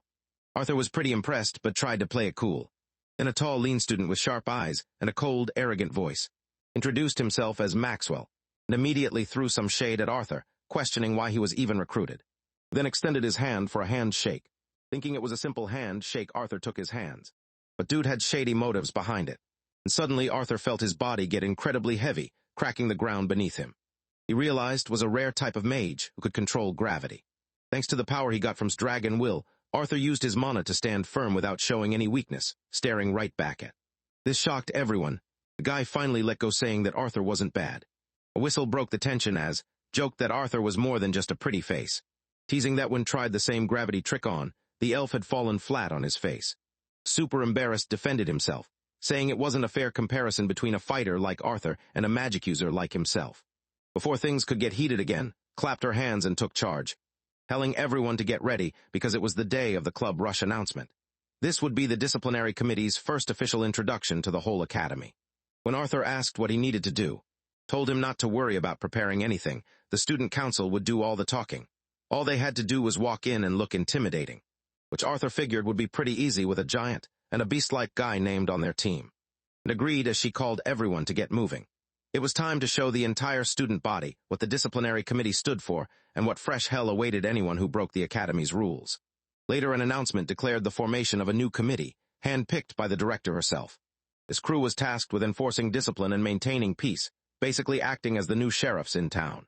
As spotlights blazed, the student council formally introduced them, and the disciplinary committee made their grand entrance, looking ready to hand out detentions and cracked skulls. Everyone looked at them with surprise. Later, when Arthur stepped into the classroom, whispers followed. Some students murmured about his looks and cuteness, while others wondered how a first-year punk landed a spot among the academy's enforcers. A few didn't care about the politics, they just found the new guy to be their type. Arthur, the dense motherfucker, took a seat near the back, completely oblivious. Elijah leaned in with a grin, clowning him about his sudden popularity and the black uniform that screamed, "I'm important." Arthur, still adjusting, humbly replied he hadn't expected the attention. Before he could finish his thought, the classroom doors flew open, and a man with an air of authority strode to the front, slamming a folder on the podium. The sharp thump silenced the room. This was Professor. Arthur instinctively scanned the man's mana and found nothing, which was the universal sign that this dude was on a completely different level. Introduced himself as the instructor for fundamentals of mana theory, and with a smile told them they wouldn't be bored. He dove straight into the core differences between and explaining how it long held an edge, due to their natural efficiency at absorbing mana. But then came the twist. Explained that as mages hit higher core stages, a well-trained who actually worked on their body could surpass a... It wasn't about starting advantages. It was about not being a lazy piece of shit. Then asked his students, who do they think would have the advantage, the mage who trained his body and core, or the one who only trained his body? At that, the classroom stirred. Few students, their egos clearly bruised, shot their hands up to challenge the point with recorded duels. Encouraged the debate. By the time the bell rang, the students left with new questions, their minds a little more open. As they packed up, Elijah reminded Arthur they'd meet for lunch, and the two friends parted ways. Moving through the crowded hallway, Arthur could feel the weight of countless gazes on him. Some recognized his face, others the distinct black uniform of the disciplinary committee, whispering as he walked with calm purpose toward his practical mana manipulation class. Once inside, he saw that the class was empty, so he took a seat and waited as students trickled in. Soon, him also in her black uniform. She asked to sit beside him, and Arthur silently shifted his bag to make space. Approached to check if she was mommy material. But before the piece could settle, an obnoxiously loud voice echoed through the room. And then the oldie waltzed in, announcing himself like he was the main character of a shittier story. He pointed dramatically at Arthur, calling him rival, greeted with a ridiculous flair, and then plopped down right beside Arthur. Arthur just raised an eyebrow. Dislike for him had been painfully obvious before, so why the fuck was he suddenly acting like they were best buds? Before he could puzzle it out, the professor entered, and Arthur immediately recognized him, Geist the drunkard from the streets. This time the dude wore light armor and a wide, shit-eating grin. He clapped his hands, declaring the class would be all practical, hands-on learning. When Geist's gaze landed on Arthur, his smile twisted into something sharper. The humiliation from their last encounter was still festering deep down, and Arthur could see it in his eyes. Geist welcomed the committee members, hinting that the class would benefit from seeing what their protectors could do. Arthur saw the bait, immediately thinking what kind of idiot would fall for that. Well, he got his answer real quick, but before he could react, the glory-hounding dumbass shot to his feet and volunteered, proudly declaring he would represent the committee and demonstrate their strength. Arthur resisted the urge to sigh, thinking, of course, this clown would jump into the spotlight. Geist's grin widened as he accepted the challenge. He set up an arena-sized mana barrier, reminded everyone he was and who would only use long-range attacks, a clever way to cover his ass if he lost, and the duel began. He then gave the go-ahead, wasted no time raising his wand, and activate a domain-level spell. It was impressive, a high-tier spell meant to show off. Water surged around him, and a massive serpent of water coiled protectively around him. But Geist wasn't fazed. Cold blue flame ignited along his arm. Seeing that blue flame, Arthur thought at least this drunkard wasn't all talk. That flame meant real danger. Geist shot a fireball that collided with the water serpent as it did. Steam swallowed the stage. A moment later, a fireball streaked through the mist directly toward. His face went pale as he hastily formed a weak shield around him, but it wasn't enough. The fireball, though no bigger than a fingernail by the time it hit, burned a hole straight through his uniform and sent him stumbling backward. He landed hard, soaked, and utterly humiliated. Geist emerged from the smoke, still smirking, casually juggling two more fireballs. Accepted his defeated. Arthur, watching with narrowed eyes, knew this had been more about ego than education. And that motherfucker's grin told him everything he needed to know. And sat down, Arthur gave him a nod of reassurance, knowing despite the embarrassing loss he had shown skill. Geist, however, turned to the class with a smug look and asked for another volunteer, his eyes lingering on Arthur, and Arthur began to move, but was faster. She volunteered to go next. This surprised the elf, but she just rose from her seat and started heading to the arena. Arthur knew that this matchup was against, who was ice type, she would clearly have a disadvantage against Geist, who had an fire type. Geist greeted the princess, telling her how it was an honor to fight against her, while also saying not to hold the result of this duel against him. Nodded in agreement, and without a word she drew her staff. At the moment Geist clapped his hands, igniting a flicker of fire, ready for the battle. He wasted no time and acted quickly, conjuring ice javelins, and shot out with incredible speed. Geist caught them midair with his flaming hands, melting them instantly. He praised her, but she didn't acknowledge him, instead conjuring 5 more spinning javelins. As they flew, Geist responded with a defensive spell of his own, blue flames that floated around him like spirits, and then launched a fireball at her. Arthur recognized it instantly. This was same deadly spell had once used. Just as the javelins closed in, he willed them to shatter midair, turning her attack into a storm of 1,000 sharp shards of ice aimed directly at Geist. The professor admired her strategy, thinking it was a cute move, but he believed it still wasn't enough. With a sharp command, Geist unleashed his blue flames, sending streams of fire surging toward. She didn't react, didn't even flinch, focusing entirely on her final spell. She was basically ignoring the "don't get set on fire" rule to build a giant ice tornado around the professor. But things soon turned ugly as Geist lost his control and shot deadly fireballs straight at her. Arthur got up from his seat seeing this shit was going too far. Arthur moved without a second thought. But things just got even worse. And Geist realized it late, was too focused on offensive, that she didn't put up a barrier to protect herself. Seeing this, he canceled his ember wisps. But the fire streams were still rocketing toward the princess at full speed. This shocked everyone, and Geist was scared shitless. But thankfully, our boy Arthur had scooped in to save the day. When the steam cleared, he was standing between the professor and the lingering flames. While Geist continued being an asshole, Arthur turned and told the professor that his reckless game had gone on long enough and called him out on his control, his voice steady but sharp. Geist, trying to save face like the lying sack of shit he was, insisted everything had been under control and that he would cancel the attack. But Arthur knew better. He'd seen that spell before and knew ember wisps couldn't be recalled once fired. Since was unharmed, he couldn't just deck the professor. So he made a decision. He offered to take place, requesting the demonstration continue. Geist smirked and agreed. Since was done, she got up and started heading to her seat, after quickly checking if was okay, to which she thanked him and replied that he didn't have to step in. Arthur smiled and then turned to face the professor, with murder in his eyes. Geist gave him the choice of combat method, but Arthur refused to play his games, telling him to fight however he wanted. Shocking everyone watching, that indifference only fueled the professor's irritation. He went to grab his sword, while Arthur got ready for the battle. Geist grabbed his sword, lit it up with blue flames, and charged at Arthur, his blade coming down hard, but Arthur was ready. He attacked cleanly, controlling the leftover fire with wind mana. Geist attacked again, faster and more aggressive, but Arthur splendidly, and effortlessly dodged every attack, clearly getting pissed off. Geist tried to insult him, calling out the committee for only dodging. While cranking up the heat, Arthur meanwhile calmly responded, "Why should I attack at all, especially when the esteemed professor can't even land a single fucking hit?" The words cut deep, and Geist's forced smile vanished as his expression twisted in anger. He started weaving spells into his movements, his sword strikes becoming unpredictable and laced with fire. He cast Flame Pillar, and a blue inferno erupted right under Arthur, but he hit by inches without even flinching. Geist charged again, his blade slicing through the air, but Arthur leaned back, narrowly avoiding the attack, and recovering his footing with a quick tap of his hand. Not letting up, Geist leaped high into the air and came crashing down with his sword. But Arthur slipped past the strike just as it slammed into the ground. A few students whispered nervously, wondering if they should get the director. The duel had gone way past a simple demonstration. But Arthur had no intention of backing down. In a blink, he was done playing defense. He closed the distance, mana swirling around his blade, and delivered a clean, precise strike aimed right at Geist's throat. The professor, shocked out of his arrogance, jumped back farther than he needed to, a bead of sweat finally appearing on his temple. Meanwhile, Arthur flared up. The message was clear. Playtime was over, motherfucker. Arthur then flared up, throwing insults at him, which naturally pissed off Geist. Arthur didn't pause for a goddamn second. With explosive speed, he shot forward like a missile aimed right at the professor's smug face. Every swing of his sword was a blur, leaving visible streaks in the air, each one sharper and more refined than the last. The sheer force of his assault started pushing Geist back, step by agonizing step. From the sidelines, Elfin watched in awe, realizing Arthur was forcing the seasoned professor into a full-blown retreat. Even the walking ego had to admit that Arthur was operating on a completely different plane of existence. As Geist neared the edge of the arena, the flames on his sword flickered and dimmed like his career prospects.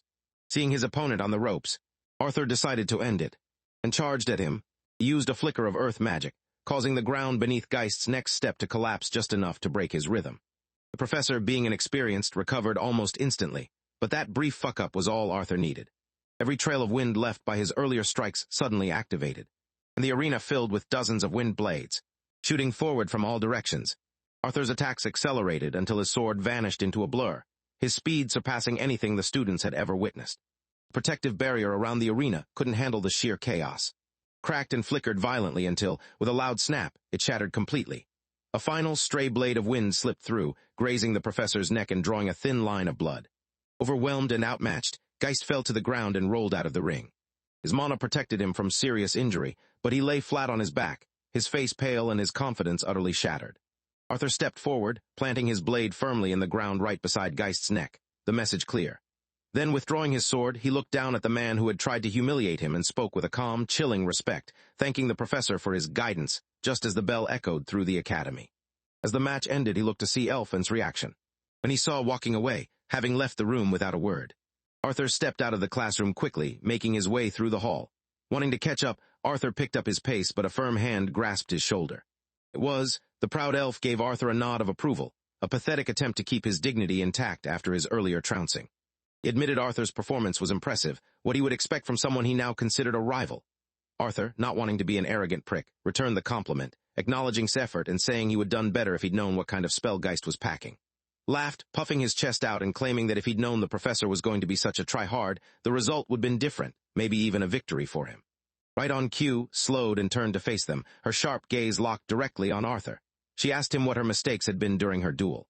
Arthur, a bit hesitant but honest, told her plainly that her main mistake was prioritizing her final spell, while completely forgetting about the basic need to not get incinerated. Her expression was unreadable for a moment, her silence heavy. Then, after a pause, she gave a slight nod, accepting the criticism, and turned away without another word. Sensing the mood had just died, let out a small, awkward laugh, gave a quick goodbye, and disappeared down another hallway, leaving Arthur alone. The halls began to fill with students again.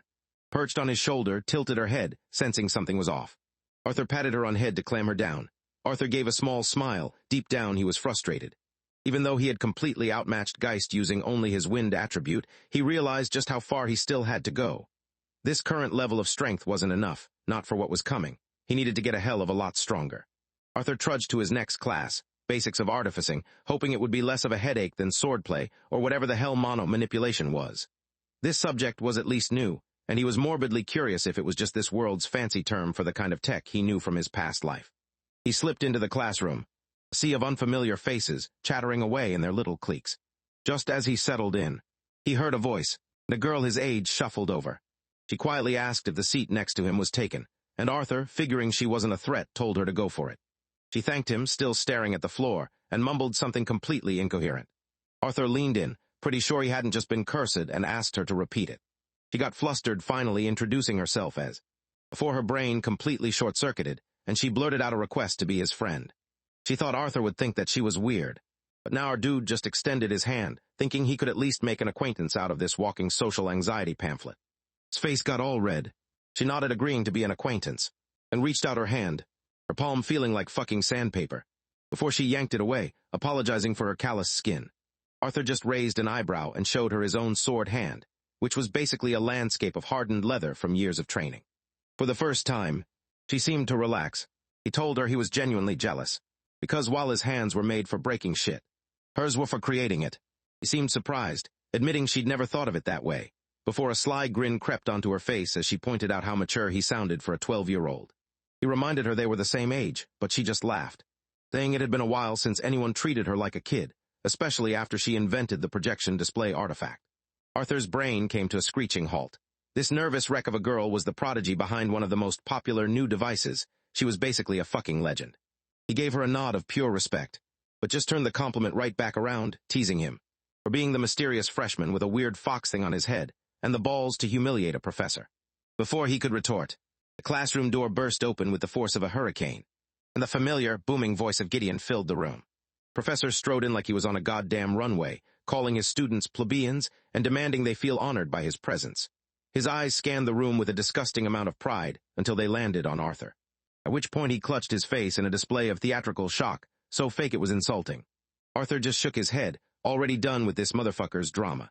The lecture began, but instead of teaching anything useful, Gideon launched into a highlight reel of his own career from 20 years ago, and another groundbreaking discovery from 17 years ago, and another achievement that had apparently revolutionized something or other. Arthur groaned internally. This dumbass was more interested in stroking his own ego than actually teaching, and this class was officially going to be a long, painful ride. Just as Professor Gideon was about to climax in his self-congratulatory monologue, the fucking window creaked open, and an olive-green owl flew inside like it owned the place. It flapped its wings once and landed squarely on Arthur's shoulder. Perched regally on his head, let out a low growl, clearly pissed that this feathered intruder had invaded her personal space. The owl, an absolute professional, just ignored her and started grooming itself as if getting death stares from a divine beast was a regular Tuesday.